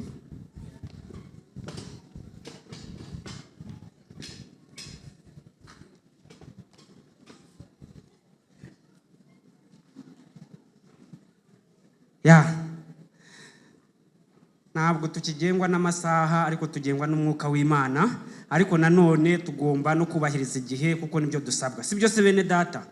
Mwihangane, twinjiye mu masaha yacu, twakabaye turi mu gihe cya lunch. Twabonye iby'umubiri, twabonye iby'umwuka ariko twari tugeze mu gihe cyo kwakira iby'umubiri. Rero mwihangane ntihagire umuntu umena ngo agende atarabona iby'umubiri, sibyo? Twasangiye iby'umwuka, reka dusangire n'iby'umubiri. So we are not controlled by time, but at least we are controlled by the Spirit. So we are entering into another session. Right now we would have lunch, but bear with us, don't go without lunch. Arabavuga wenda ngo abantu bavuze amagambo menshi ariko guhatanga ubuhamya bw'imyaka 10 ntabwo ari ikintu kiba cyoroshye. Maybe you think that people has spoken a lot of words, but 10 years is not a mere thing. Rero aba bavugaga ibyabo ariko hari n'abandi baba ari uruhande babireba nk'abantu babihamya. So these ones were talking about their part, but at least there are some people on a side who have seen those things happening. Katwakire rero Pastor Pade mu ncamake kuko amasaha yagiye. Let's welcome Pastor Pade in short because we don't have enough kugira ngo time. aduhe ubuhamya gatoya mu kurwara kwa Abeli, so that he can testify about the sickness of Abel. Nyuma turakira Pastor Rugambwa kugira ngo nawe avuge ku rugendo nk'inshuti y'itorero. After Pastor Pade, we are going to welcome Pastor Rugambwa so that he can talk. N'abandi bose ni inshuti. He's going to talk about the journey of the church in 10 ariko years. araza kubahagarariye abandi ba pastor. So he's going to be standing on the side of friendship of this church. Hanyuma n'abandi mufite impano. So those who have the gifts, twaje gushima. we came to thank, testify. Abafite impano rero namwe mwe muzitunganya cyangwa se unsendingire SMS umbwira uti mfite impano runaka ariko turaza kwakira nawe Pastor Pade mu byubahiro byawe turakwakiriye. So we welcome you very much, Pastor Pade. Yeah, thank you so much, Pastor Stephen. Murakoze cyane Pastor Stephen. I'm not good at talking, I'm only good at preaching, so ntabwo nkomeye cyane mu kuvuga ariko nkomeye cyane mu kubwiriza. So I won't have so many words. Ntabwo mfite amagambo menshi. First of all, I would like to congratulate Revival Palace. Mbere na mbere ndashaka kushimira cyangwa se kwakira ubu Community Church. Gushimira Revival Palace Community Church for the journey of 10 years. Kubw'urugendo rw'imyaka 10. 10 is a cycle. 10 is a cycle. 10 ni uruziga. I believe you have finished the most difficult cycle Ndizera neza ko uruziga rukomeye cyane mwarurenze. of life of everything. Uruziga rwa buri kintu cyose. And I believe you are beginning a new cycle. Hanyuma ndizera neza ntashidikanya ko mutangiye urundi ruziga rushya. We believe that God is taking you to another step. Turizera neza ko Imana irimo kubatwara ku rundi rwego. Amen. And I'm glad to be here. Ndanezerewe kuba ndi hano. And that day was very difficult. Uwo munsi rero wari ukomeye cyane. We are preparing for the crusade in Bugesera. Twari turimo dutegura igiterane mu karere ka Bugesera. By ALN. Giyobowe n'umuryango wa Light to the Nations Africa Ministries. Intercession. Kandi jewe nari nyoboye itsinda ry'abinginzi. That day we are supposed to have an overnight. Uwo munsi iryo joro twagombaga kugira makesha yo gusengera icyo giterane. In fact, my sister Janet, she was just trying to get a car and come in the prayer overnight. Jewe na mushiki wanjye rero Janet yari arimo kwitegura kugira ngo aze mu giterane cyangwa se mu makesha. Churches were gathered together. Churches were gathered Amatorero yari yateranye yose. At Bethesda. Harimo twari twahuriye muri Bethesda. I had just arrived. Nibwo nari nkigera muri ayo materaniro. At the church. Nibwo nari nkigera ku rusengero. And it was time to start the prayer. Nibwo rero twari tugiye gutangira ako kanya amasengesho. And I received the message. Hanyuma nakira ubutumwa bugufi. Of what had happened. Ubutumwa bugufi buvuga ibimaze kuba.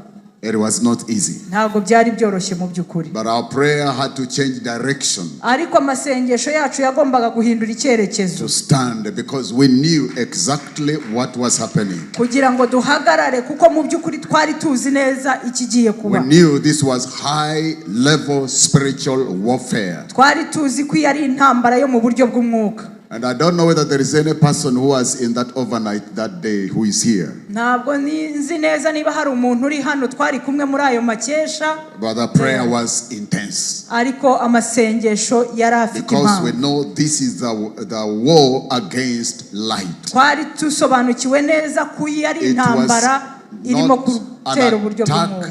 To Abel, it was an attack to the crusade. Ntabwo yari intambara cyangwa se nticyari igitero kigabwe kuri Abeli gusa, ahubwo cyari igitero kigabwe kuri iki giterane. So we knew we are supposed to do the assignment so well. Twari tubizi neza rero twagombaga gukora uwo mukoro neza. We prayed. Turasenga. And the morning came. Ariko igitondo kiragera. So and I kept on over and again. In fact, that day when the doctor told her that now the lungs are crushed, I just called her and she told me such news and said we are still praying. Turakomeza turasenga ndetse muri icyo gitondo ubwo babwiraga mama Ivani inkuru ya Abeli ko ibihaha byamaze gupfa, twarakomeje turasenga. One day I went to visit Abel. Umunsi umwe ntera intambwe njya gusura Abeli. That day he was able to recognize me. Uwo munsi yabashije kumbona aranamenya. But we thank God. Ariko turashima Imana. Because that battle was not about Abel. It was the kingdom of light against the kingdom of darkness. Kubera ko icyo gitero ntabwo cyari kigabwe kuri Abeli, ahubwo cyari igitero cy'umwijima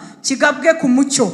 But darkness has never conquered light. Ariko umwijima ntabwo urigera uko utsinda umucyo. Satan will never conquer God. Satani ntazigera atsinda Imana. Hell will never conquer heaven. Ikuzimu ntihazigera hatsinda ijuru. Heaven won. Ijuru ryaratsinze. God won. Imana yaratsinze. Light was victorious. Umucyo waratsinze. The gospel was preached. Ndetse ubutumwa bwaravuzwe muri more than 35,000 people got saved. Abantu barenga ibihumbi 350 barakijijwe. Abel got saved.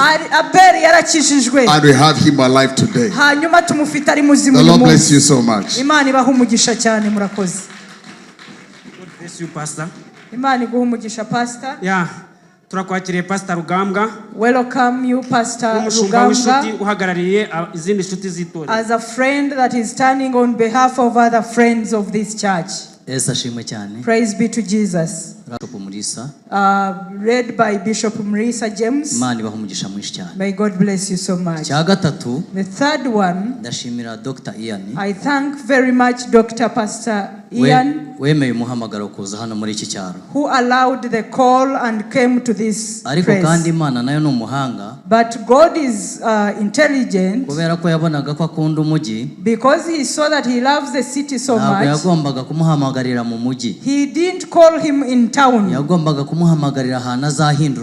called him in a place where he can change it to the way he wants it. That is God. May God bless you for allowing the call of God. When he came to Bugesera, we got to know each other in 2015. I had other works or jobs. He met me somewhere. I was the master of ceremony. I was the master of ceremony. He loved me, and he loved me without knowing me. The great word that he spoke that day, he said that this young boy, I wasn't married by then, this boy can be a good evangelist, but he didn't know me, and I didn't know him too. That was the end of that day. So we met again through my pastor. That is the one who connected us.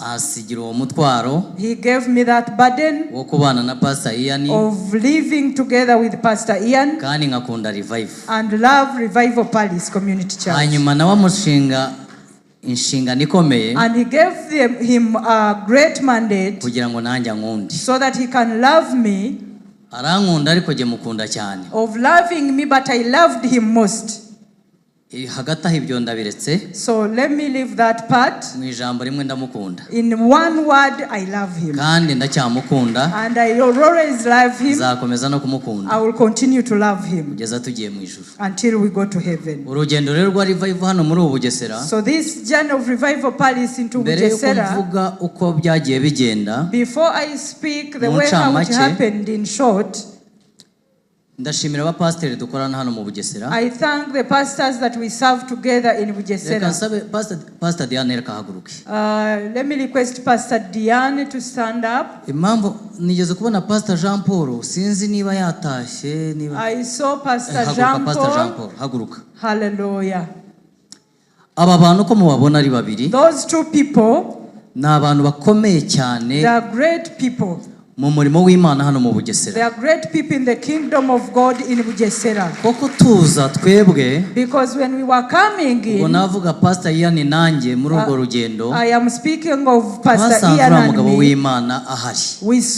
We met Pastor Jean Paul here. Twasanze Pastor Diane ahari. We found Pastor Diane here. Ariko mu mvugo yabo ya buri munsi. But in their saying always. Hari ikintu cyo guhuza no gukorana. They wanted churches to meet and work together. Nicyo Jean Paul yavugaga. That is what Pastor Jean Paul was saying. That is what Pastor Diana was saying. Natwe turaza twinjiramo. And we joined them. Hanyuma Pastor Ian yinjiyemo. So when Pastor Ian came, yigeze kubivuga kare n'umugabo ugira umuvuduko mwinshi. Mwicariye nta kibazo. He talked about it. He's a speedy man. Ashyiramo umuvuduko. So he speeded it up.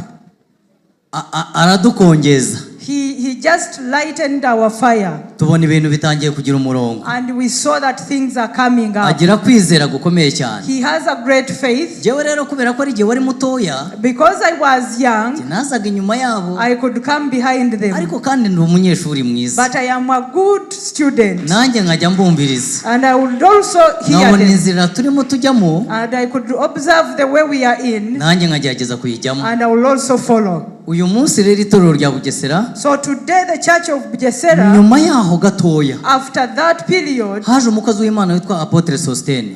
There came a servant of God called Apostle Sostene. Came with Pastor Pade. Nabo bakubitamo icyabo kibatse. So they also lightened up. Uyu munsi tugeze ku kigero gishimishije. Today we are on a good level. Itorero rya Kristo ryahawe agaciro. The church of Jesus Christ is given a value. Mu ncamake. So in summary. Muri urwo rugendo. In that journey, imyaka nanjye nari ndimo, the years I had, nabigiyeho ibintu byinshi. I learned a lot from them. Kandi n'ubu ndacyabigiraho byinshi. And I am still learning a lot. Kandi ndabakunda. And I love them. Niteguye kubashyigikira. I am willing to support you. Whatever I am able to do. Bo ntabwo bazi kwiruka. They don't know how to run. Jewe mbarusha kwiruka. I am better than them. Kubera ko ngifite imbaraga z'abutoya. Because I am still young and energetic. Aho batazashobora kugera. So whenever you can't reach. Shoboye kwiruka bazambwire nzajyayo. Just send me, I will go. Nanjye inama zabo. And your advices. Niteguye kuzumvira. I am able to hear them and put in by'umwihariko umuryango wa Pastor Ian rero. But to the family of Pastor Ian. Ni inshuti zanjye cyane. They are my best friends. Umuryango wanjye turabakunda.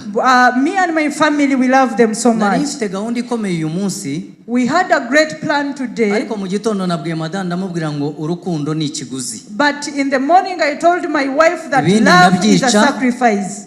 Ibindi ndabyica. I left all those programs. Ariko ndaza hano. So that I can attend this. Ndashima Imana rero ko byakunze. I thank God that it happened. Soza rero. Winding up.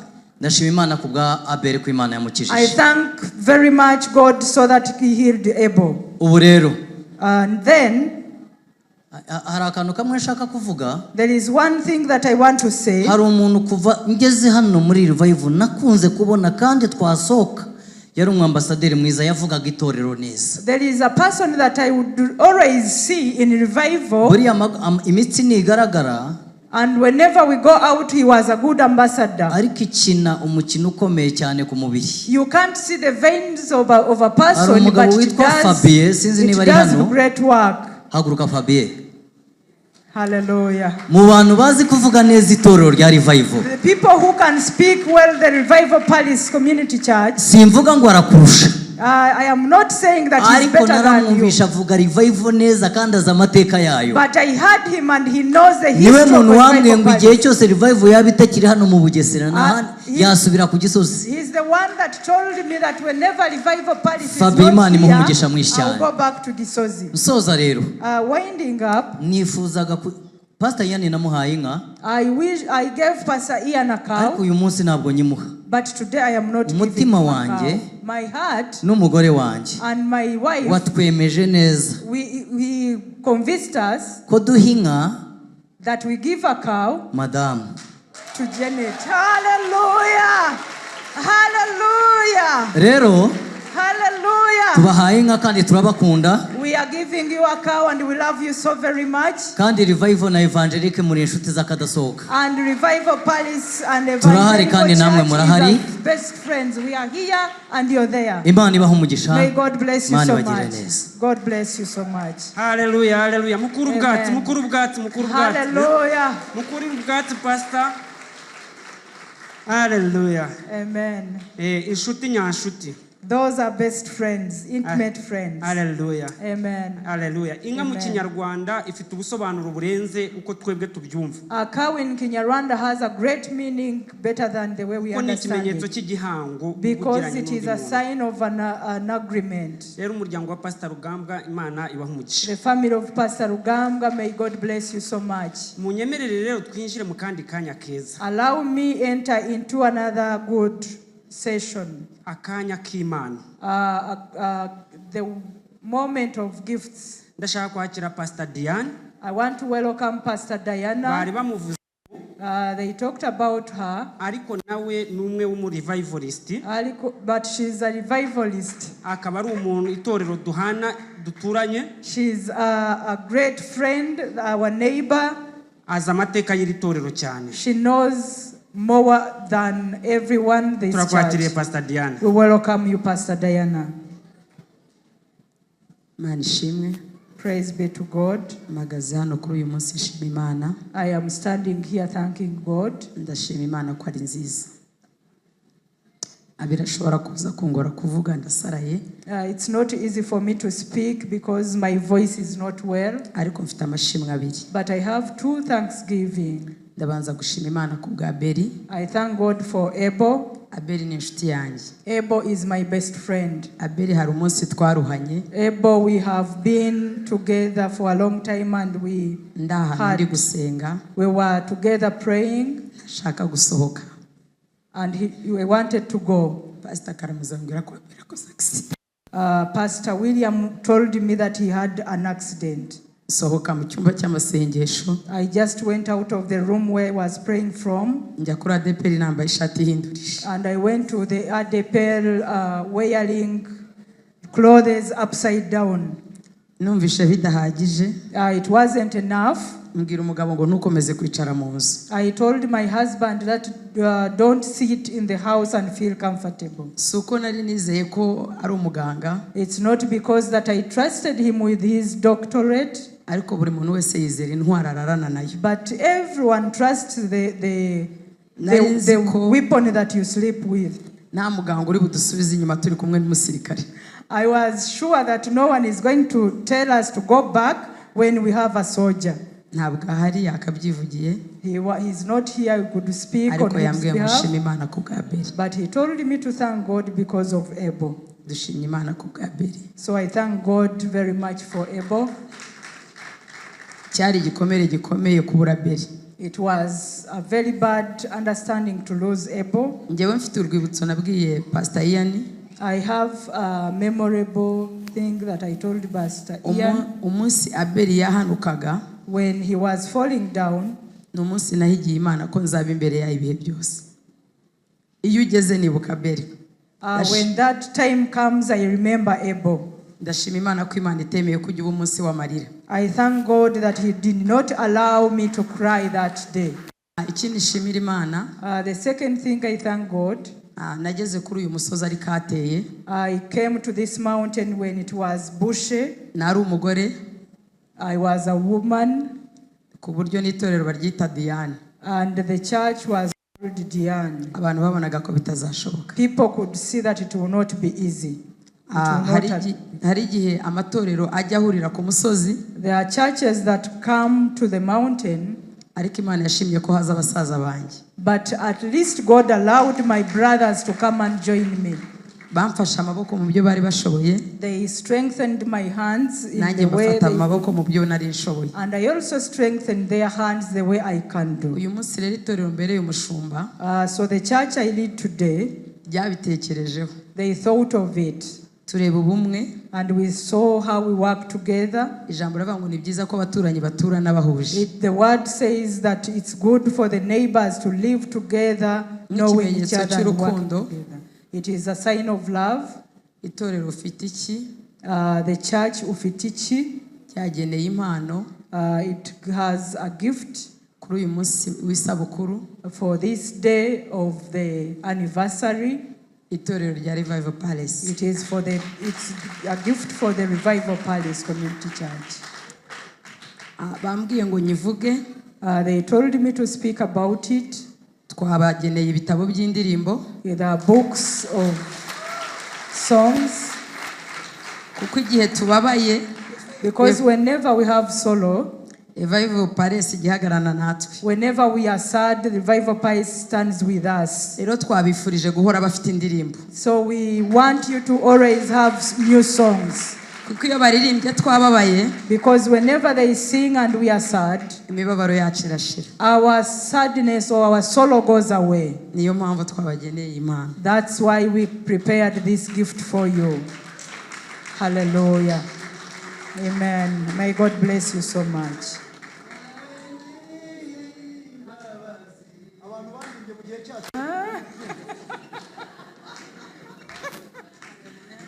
Amen. We have another gift. Pastor Karamuza ataragenda. Before Pastor William goes back to sit. Ni inshuti yanjye. He's my best friend. Cyane. Yay. Ni musaza wanjye. He's my brother. Ni umujyanama wanjye. My advisor. Aho ufite ikigeze uyu munsi. Where my church is today. Ni inama za Pastor Karamuza. It is because of his advice. Hallelujah. Iyo binaniye. Whenever I am going to fail, ndamuhamagara. I call upon him.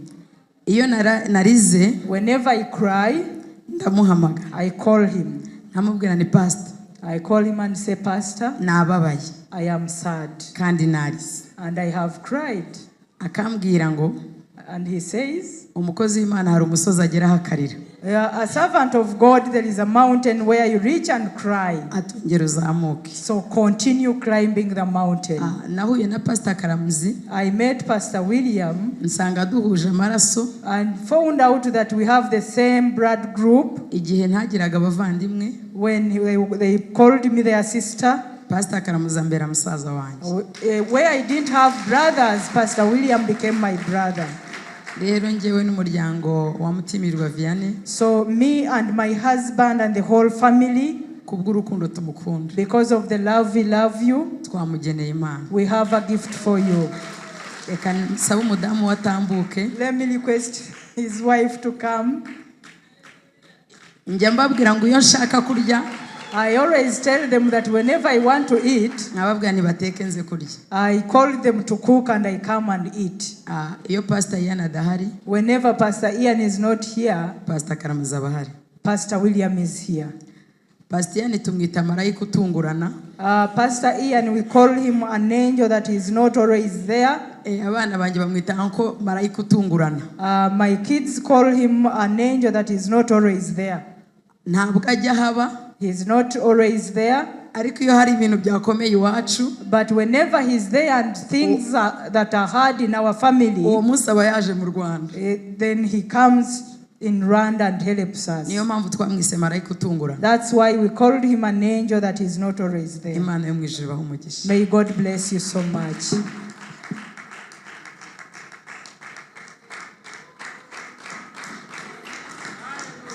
Hallelujah. Hallelujah. Amen.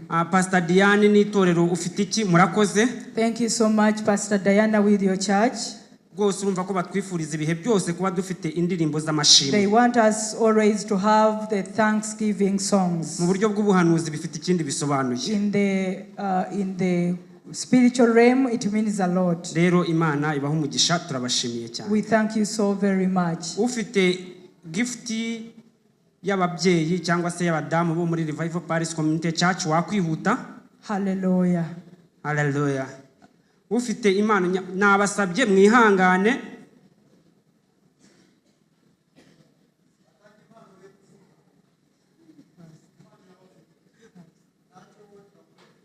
Hallelujah.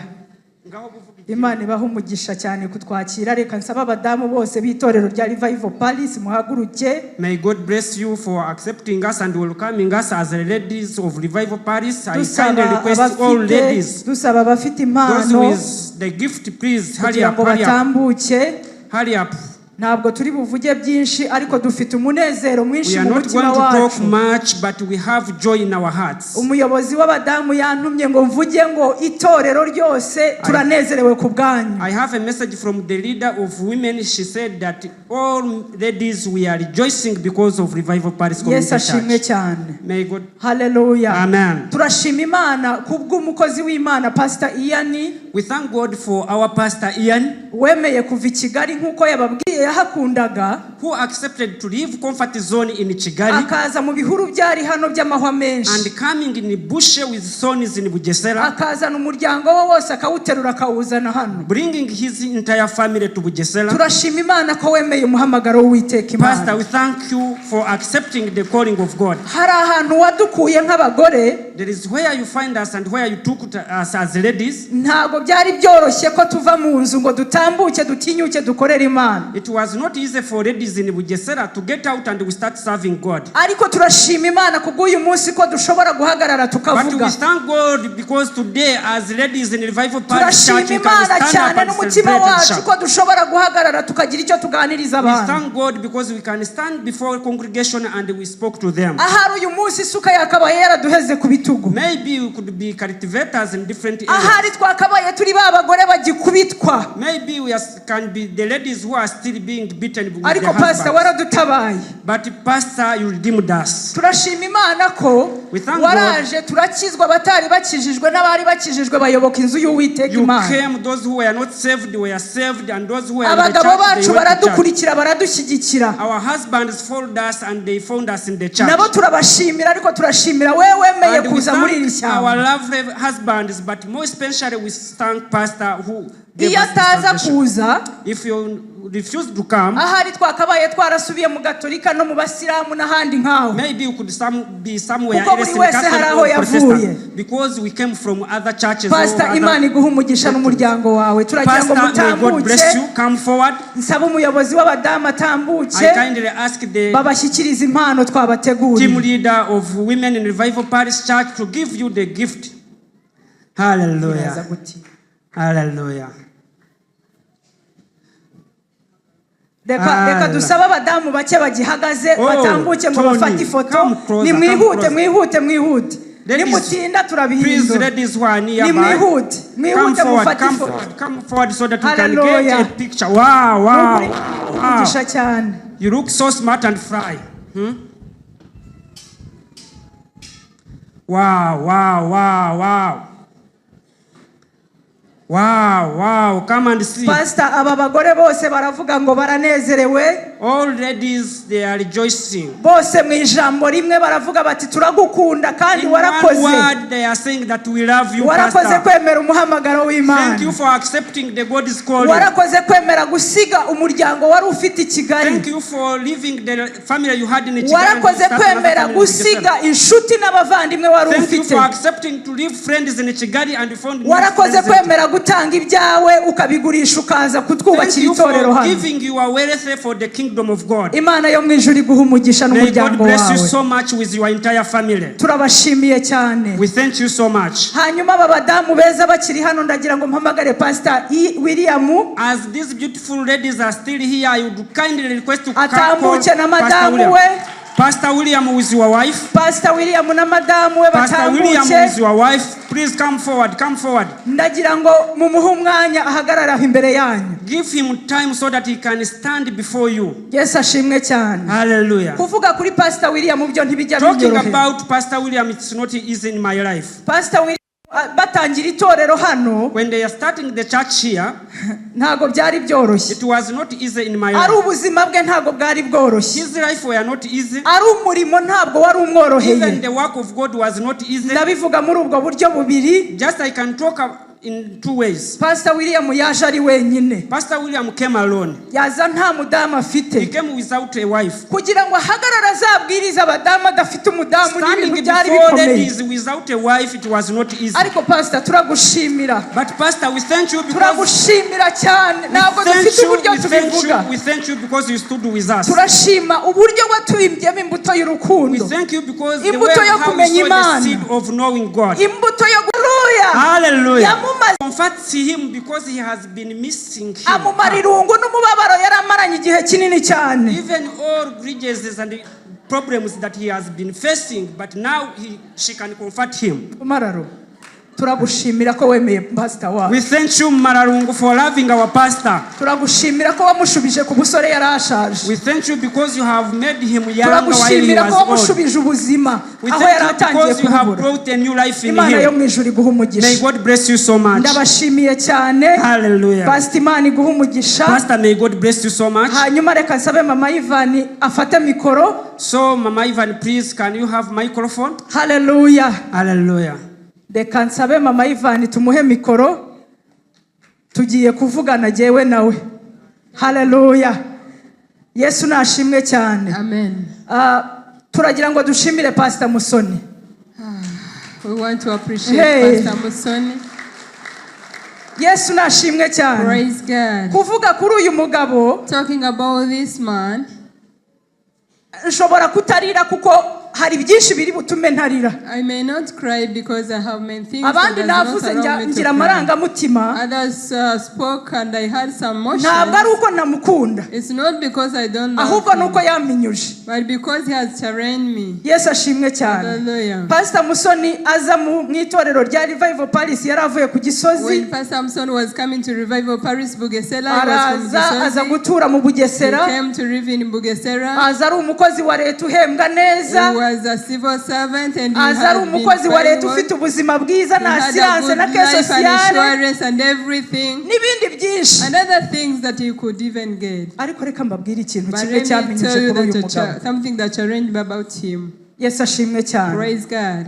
Uyu mugabo aza muri iri torero When he was coming to this church, n'ubundi yari asanzwe akorera Imana. he was even a servant of God. Byarashobokaga ko yashoboraga gukomeza agakorera Imana mu buryo It was very yayikoreragamo. possible for him to continue serving God in that way. Ariko ndibuka Yesu ajya ahura na Petero. But remember when Jesus was meeting Peter, he Yaramubwiye ati nkurikira nzakugira umurobyi w'abantu. he told him, follow me, I'm going to make you a Nguko fisher ko of Yesu men. yarobye Pastor Musoni amukura muri RSSB. That's how God got Muson from RSSB. Aramubwira ati nkurikira. And he said, follow me. Yesu ashimwe cyane. Hallelujah. Ntabwo ari uko yari adakijijwe.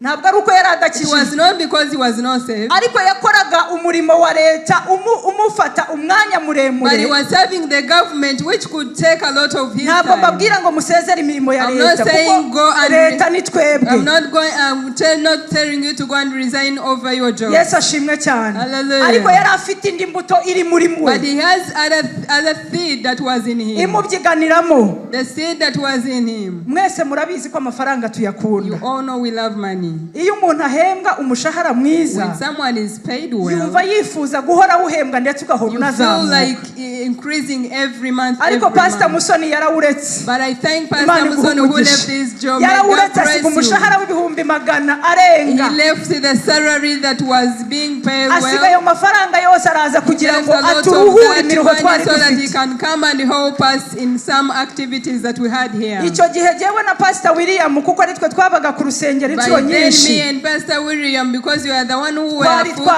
twararushye. here, Twari twararushye. we had a lot of work. Ninde wari ushinzwe inyubako ni Pastor William. Who is in charge of the Ninde building, ushinzwe Pastor ubuzima bw'itorero ni Who Pastor was in charge William. of the life of the Ninde church, ushinzwe Pastor abagore ni Pastor Who was in William. charge of Ninde ibyo byose. all those things. Ariko Pastor Musoni araza But aradufasha. Pastor Musoni came and helped us. May God Yemera bless you gusiga so much. amafaranga atunze He left the umuryango. money that was taken Niyo care mpamvu of nababwiye his ngo family. sindi burire kubera That's ko why I told you I'm aramumeza. not going to cry because he Iyo strengthens mvuga me. ubuhamya bwe cyangwa kuri iyo part. When I talk numva about nkomeye. his testimony, I feel Abagore confident. baragushimira ko waje So ugashyira women are appreciating you so much for the Ibya- great work you did. hirya no hino arabye. Yesu ashimwe cyane. Praise God. Ibyari binyanyagiye hirya no hino yarabyegeranyije. Things that were scattered aside were Niyo brought mpamvu mubona together. twicaye muri iyi That's nyubako why we ikomeye are gutya. seated in this comfortable Niyo mpamvu place. mubona ubwiza bw'iri That's why you torero. can see the beauty of the church. Abagore baragushimira Women appreciate you so bakubwira ngo much. ukomeze uwo muhamagaro Saying you continue kandi in your ukomeze call gukunda Imana ndetse and no continue kuyikorera. loving God in Imana whatever you izaguha do. May umugisha. God bless you so Imana ibaha much. umugisha Thank murakoze you together cyane. with your wife. May God bless you so much. Hallelujah. Hallelujah. Ngizo impano z'abagore Those are the gifts from bashimiraga women abashumba babo that they were appreciating their pastors ku rugendo rw'imyaka 10 yose bamaranye. to the journey of 10 years that have been together. Imana ibaha umugisha May God murakoze bless you cyane. so much. Amen. Hallelujah. Hallelujah.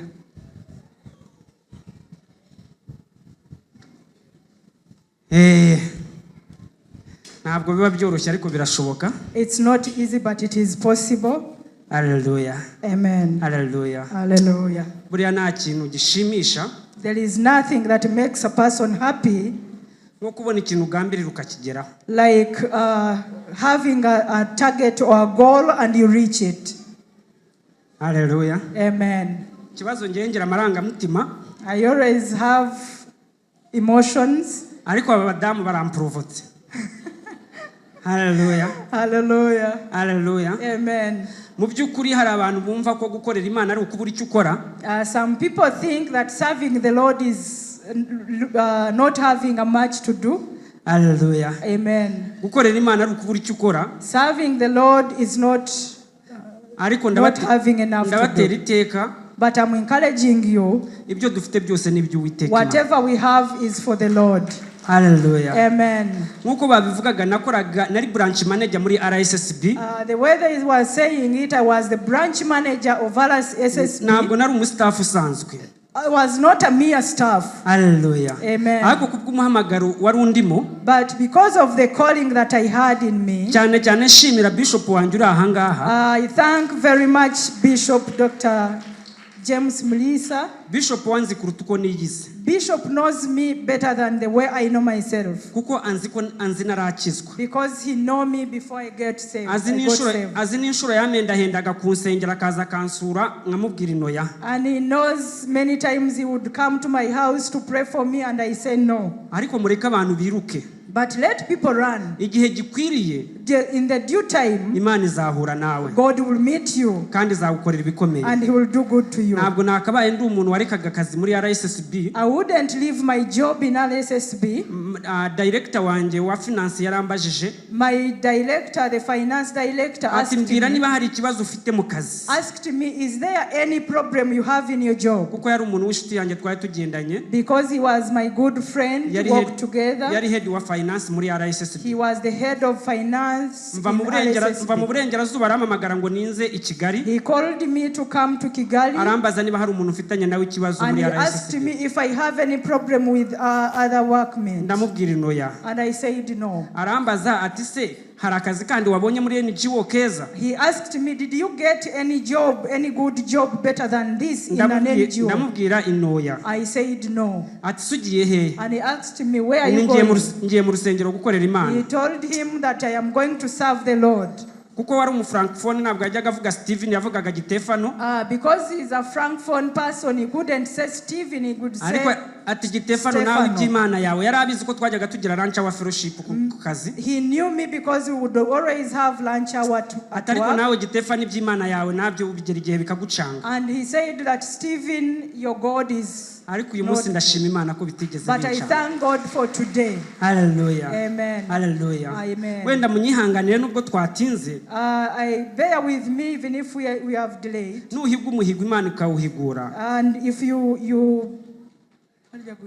if you vow and God fulfilled your vow, ujye wibuka umuhigo wahize. remember what you have vowed. Umuhigo nahize niwo wonyine watumye nemera kubigiharamagara. The vow I vowed to God, it is the one that let me leave everything. Kuko hari umuhigo nari narahize kandi Imana irawukora.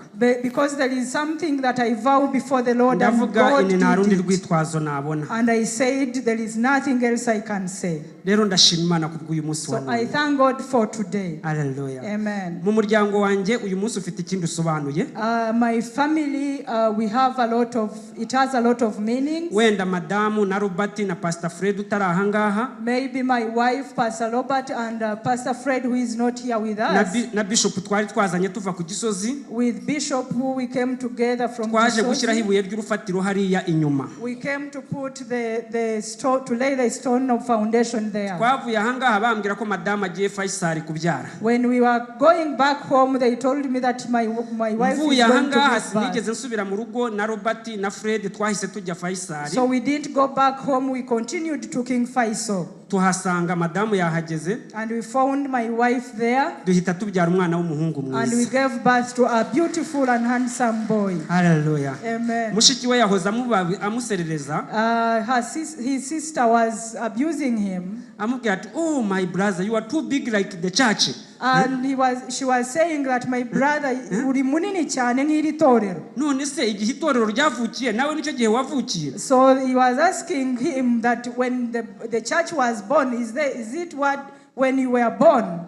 Rero dufite amashimwe. So we have a lot of thanks. Abandi bavuze byinshi kuri revival n'umuryango wa Pastor n'iki ngewe ntabyo navugaho. People talked a lot about the family of Pastor Ian Na Pastor Karamuzi dukorana. and Pastor William that we work together. Ubuhamya burivugira.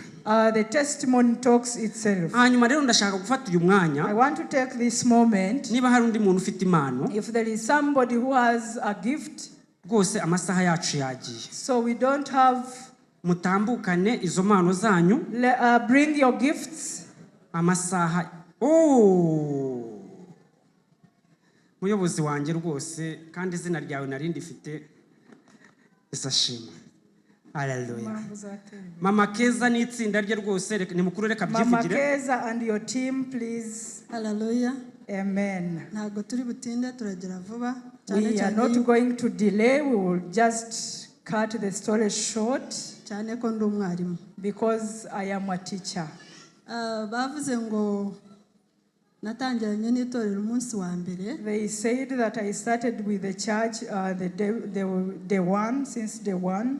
Ariko ntago nari njyenyine. But I was not alone. Abo bantu twari kumwe rero.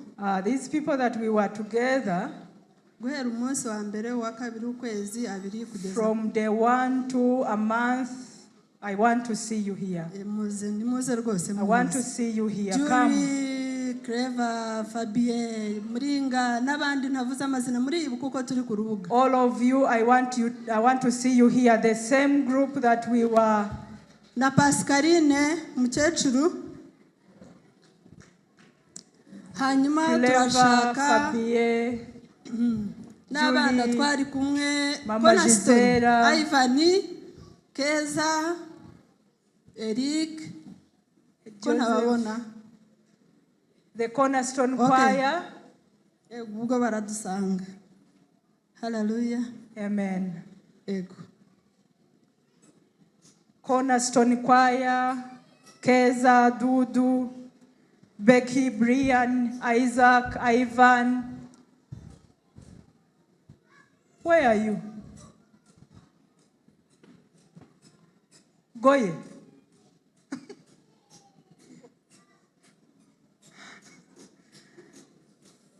Reka dusabe abantu bahari baze. Hallelujah. Mwese uko mwiyizi mwatangiye Cornerstone na Revival Palace muri rusange.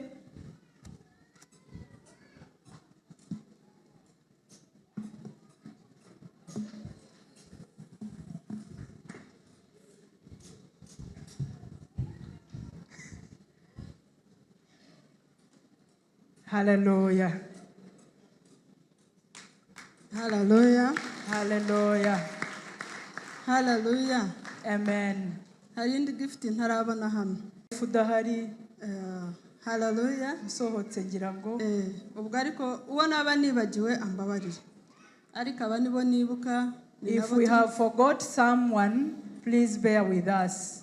Aba nibo nibuka nabo turi kumwe ku rubuga. These are the people that we remember, and we are on the same group that started the foundation of Revival Palace. Twagize akanyejenda. Nirenge natwe yatugezeho. Hallelujah. Hallelujah. Amen. Hanyuma rero Dr. Pastor Ian. So Dr. Pastor Ian. Ndumva ntashaka kuvuga byinshi. I will not say much. Kuko sindi bishobore ndabizi neza. Because I am not able. I know me very well. Waretse nkavuga gusa. Since muri. Okay. Abeli, my message ko ntayibona. Ego. Ntago ari yanjye njyenyine muri bubone hano, iraba ari yacu twese ko duhagaze hano. Mu byubahiro byawe Dr. Pastor Ian, dufashe uze hano. Na Madam ntago agomba gusigara.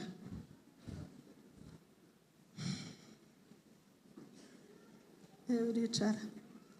Hanyuma reka duhamagare Bishop adufashe aze adutangire iyi mpano kuko twebwe ntago twashobora kuyitanga.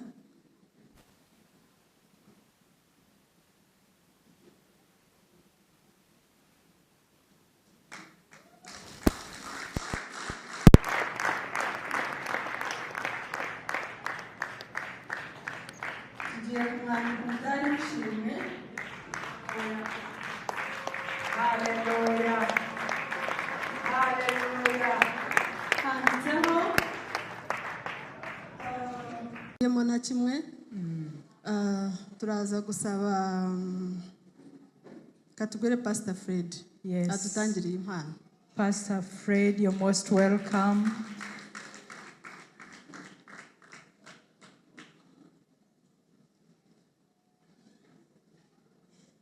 Yes.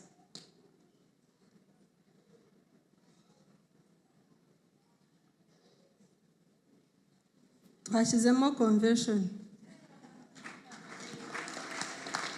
Hallelujah. Amen. Hari n'ururabyo rwe nawe. Yes. Reka tubafashe iyo mpano bakiriye iyindi. Hallelujah. N'ubundi ni amagambo ni bya by'ibindi, ineza yawe, urukundo rwawe, amasengesho yawe byose byaraduhumuriye, nawe uhumurirwe neza. Amen. Hallelujah. Ndatekereza dushoje aba bantu bose mureba hano n'abatari hano bangiriye icyizere yuko ari njye ugirutse uvuga. Ninsoza kuvuga nta wundi uri buvuge. Imana ibaha umugisha. Gusa icyo mbashimira cyane mwebwe mwese abari hano nuko twateye ejo indirimbo mu masaha makeya mukayikiriza kandi tukaba tuyishoje neza. Imana ibaha umugisha cyane. Hallelujah. Reka tubakomere mu mashyi cyane. Imana ibaha umugisha. Aba ni abantu bajyaga barenga imisozi bakajya mu Rusagara kuvuga ubutumwa. Haleluya. Ngira ngo impano tuba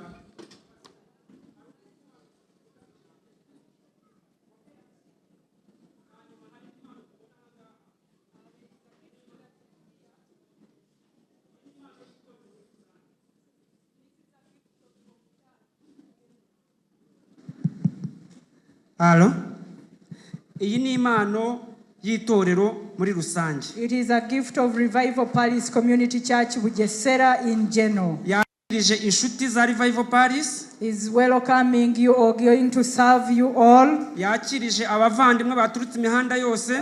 Welcoming all the friends from all over. Ni muri urwo rwego dushaka gusaba Bishop James. That's why we are going to request our Bishop Dr. James Mulisa. Bishop Forehand. Bishop Forehand, Apostle Mark, and Apostle McCoy, with our Pastor Ian. With hamwe na Pastor Dr. Ian Tumusimbe. Come forward and you take us in this.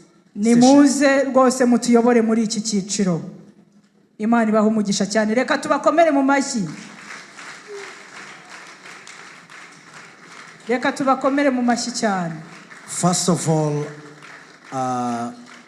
as we are doing cutting the cake, mbere ya byose tugiye gukata keke. Let me extend my sincere gratitude to every one of you. Reka ngaragaza umunezero wanjye kuri buri wese uri hano. For the gifts, kubw'impano, but more importantly, ariko ikiruse byose cy'ingenzi, is the you showing the maturity of 10 years of the church. Numwebwe kugaragaza ubukure bw'imyaka.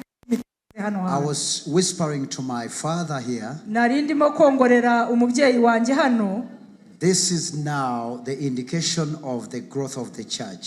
Ibi bigaragaza ubukure bw'itorero. Whenever you see things happening and you didn't participate in it, nujya ubona ibintu bikoreka kandi utabigizemo uruhare, it shows that people have matured and they know what to do. biba bigaragaza ko abantu bakuze kandi bazi ibyo bakwiye gukora. I want to thank you for accepting the teachings and for walking the journey of maturity. Nagira ngo mbashimire cyane kwemera inyigisho ndetse mukagenda n'uru rugendo rugaragaza ubukure. So friends from different churches and our dear friends we started together. Nshuti rero bashumba baturutse mu materero atandukanye ndetse n'inshuti z'itorero n'abakristo muri rusange. May the cutting of the cake that we are going to cut today, reka iyi keke cyangwa uyu mutsima tugiye gukata uyu munsi, bring great memories in your life. Uzane kwibuka gukomeye mu buzima bwawe. And for you also to celebrate the next century that is coming. Kugira ngo uzahagararane natwe dufetane cyangwa twizihize hamwe ikinyejana kindi kizakurikiraho. We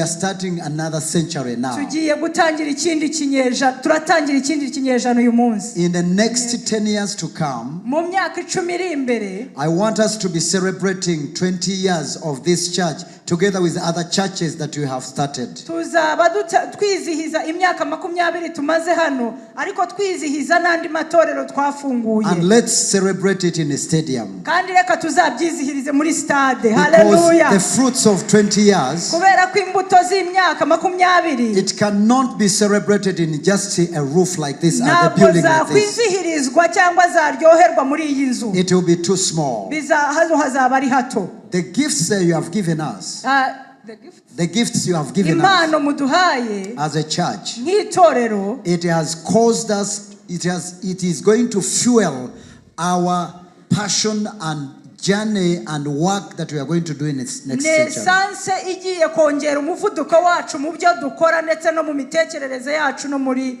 mwiyerekwa ryacu. This cake looks awesome. Uyu mutsima urasa neza cyane. I wish the screen, the video people, the media would show the cake and at least people to see the cake. Ndifuza ko abantu bashinzwe ikoranabuhanga batugaragariza iyi keke, n'udashobora gusoma ibiri hakabisoma hariya kure. Before we cut the cake, at least people can see it. Mbere yuko tuyikata nibura bayibone hari uya mutsima bawubone hariya. Then we'll break the bread and then we celebrate as a sign of fellowship and communion. Hanyuma tumanyagura uyu mutsima tuwusangire nk'ikimenyetso cyo kugaragaza ko turi hamwe kandi dukorera mu bumwe. Then from here we'll go to have lunch. Hanyuma nitusoza hano turajya gufata ifunguro hariya hanze. Media, is it possible or not? Abashinzwe itangazamakuru birashoboka cyangwa ntibishoboka? It's not. Okay, it's okay. It's okay. Now, ngo ntabwo bishoboka ariko ntacyo bitwaye. Thank you, Bishop Forehand and Apostle McCoy. Bishop Forehand, Imana iguhe umugisha mwarakoze na Apostle McCoy. You need to pray for me and the leadership of this church because this is a great setup. You know, it's a trap that the church is trapping me in. Muradusengera jewe n'ubuyobozi dukorana kuko uyu ni umutego tugiyemo kugira ngo tuzashobore gukomeza gukora no kurushaho. So they want us to double our effort in working. Ni ukugira ngo tuzadubure ibyo twakoraga mu mikorere twongeremo imbaraga nyinshi. So I have you to back me up and to pray with me. Ndabafite kugira ngo munshyigikire kandi musengane nanjye. And the church, ibi bintu byose byo tugezeho ni mwebwe, ibyo tuzageraho ni mwebwe. Kandi torero, whatever we are on now, it's you, and whatever we are going to have in next 10 years, it will be you. Iyi myaka 10 igiye kuza tugomba gutangira amatorero. So in 10 years to come, we have to plant churches. Tugomba kubaka amashuri. We have to build schools. Ariko cyane cyane ahangaha tugomba kuhubaka clinic nziza cyane. And mostly here we have to put the clinic. Imana ibahe umugisha. May God bless you so much.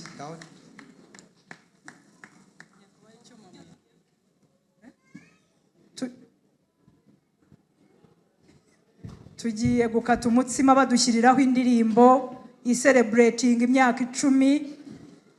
Ese ashimwe cyane. Amen. Reka nsabe ku buhanga bw'ibyuma badushyiremo indirimbo celebratinga.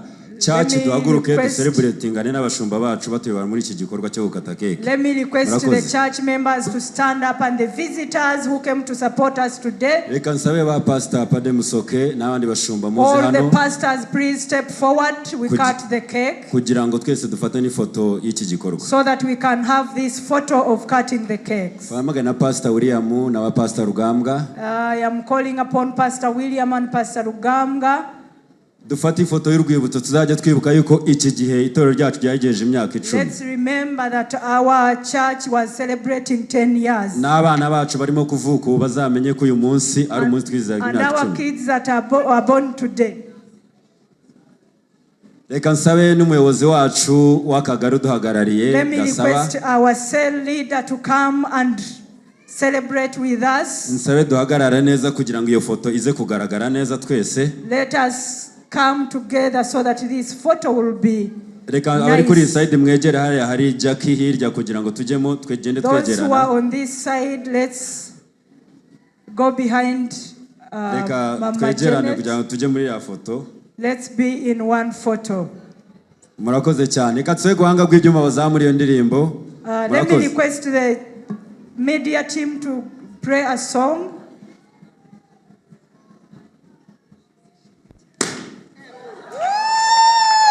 Hallelujah.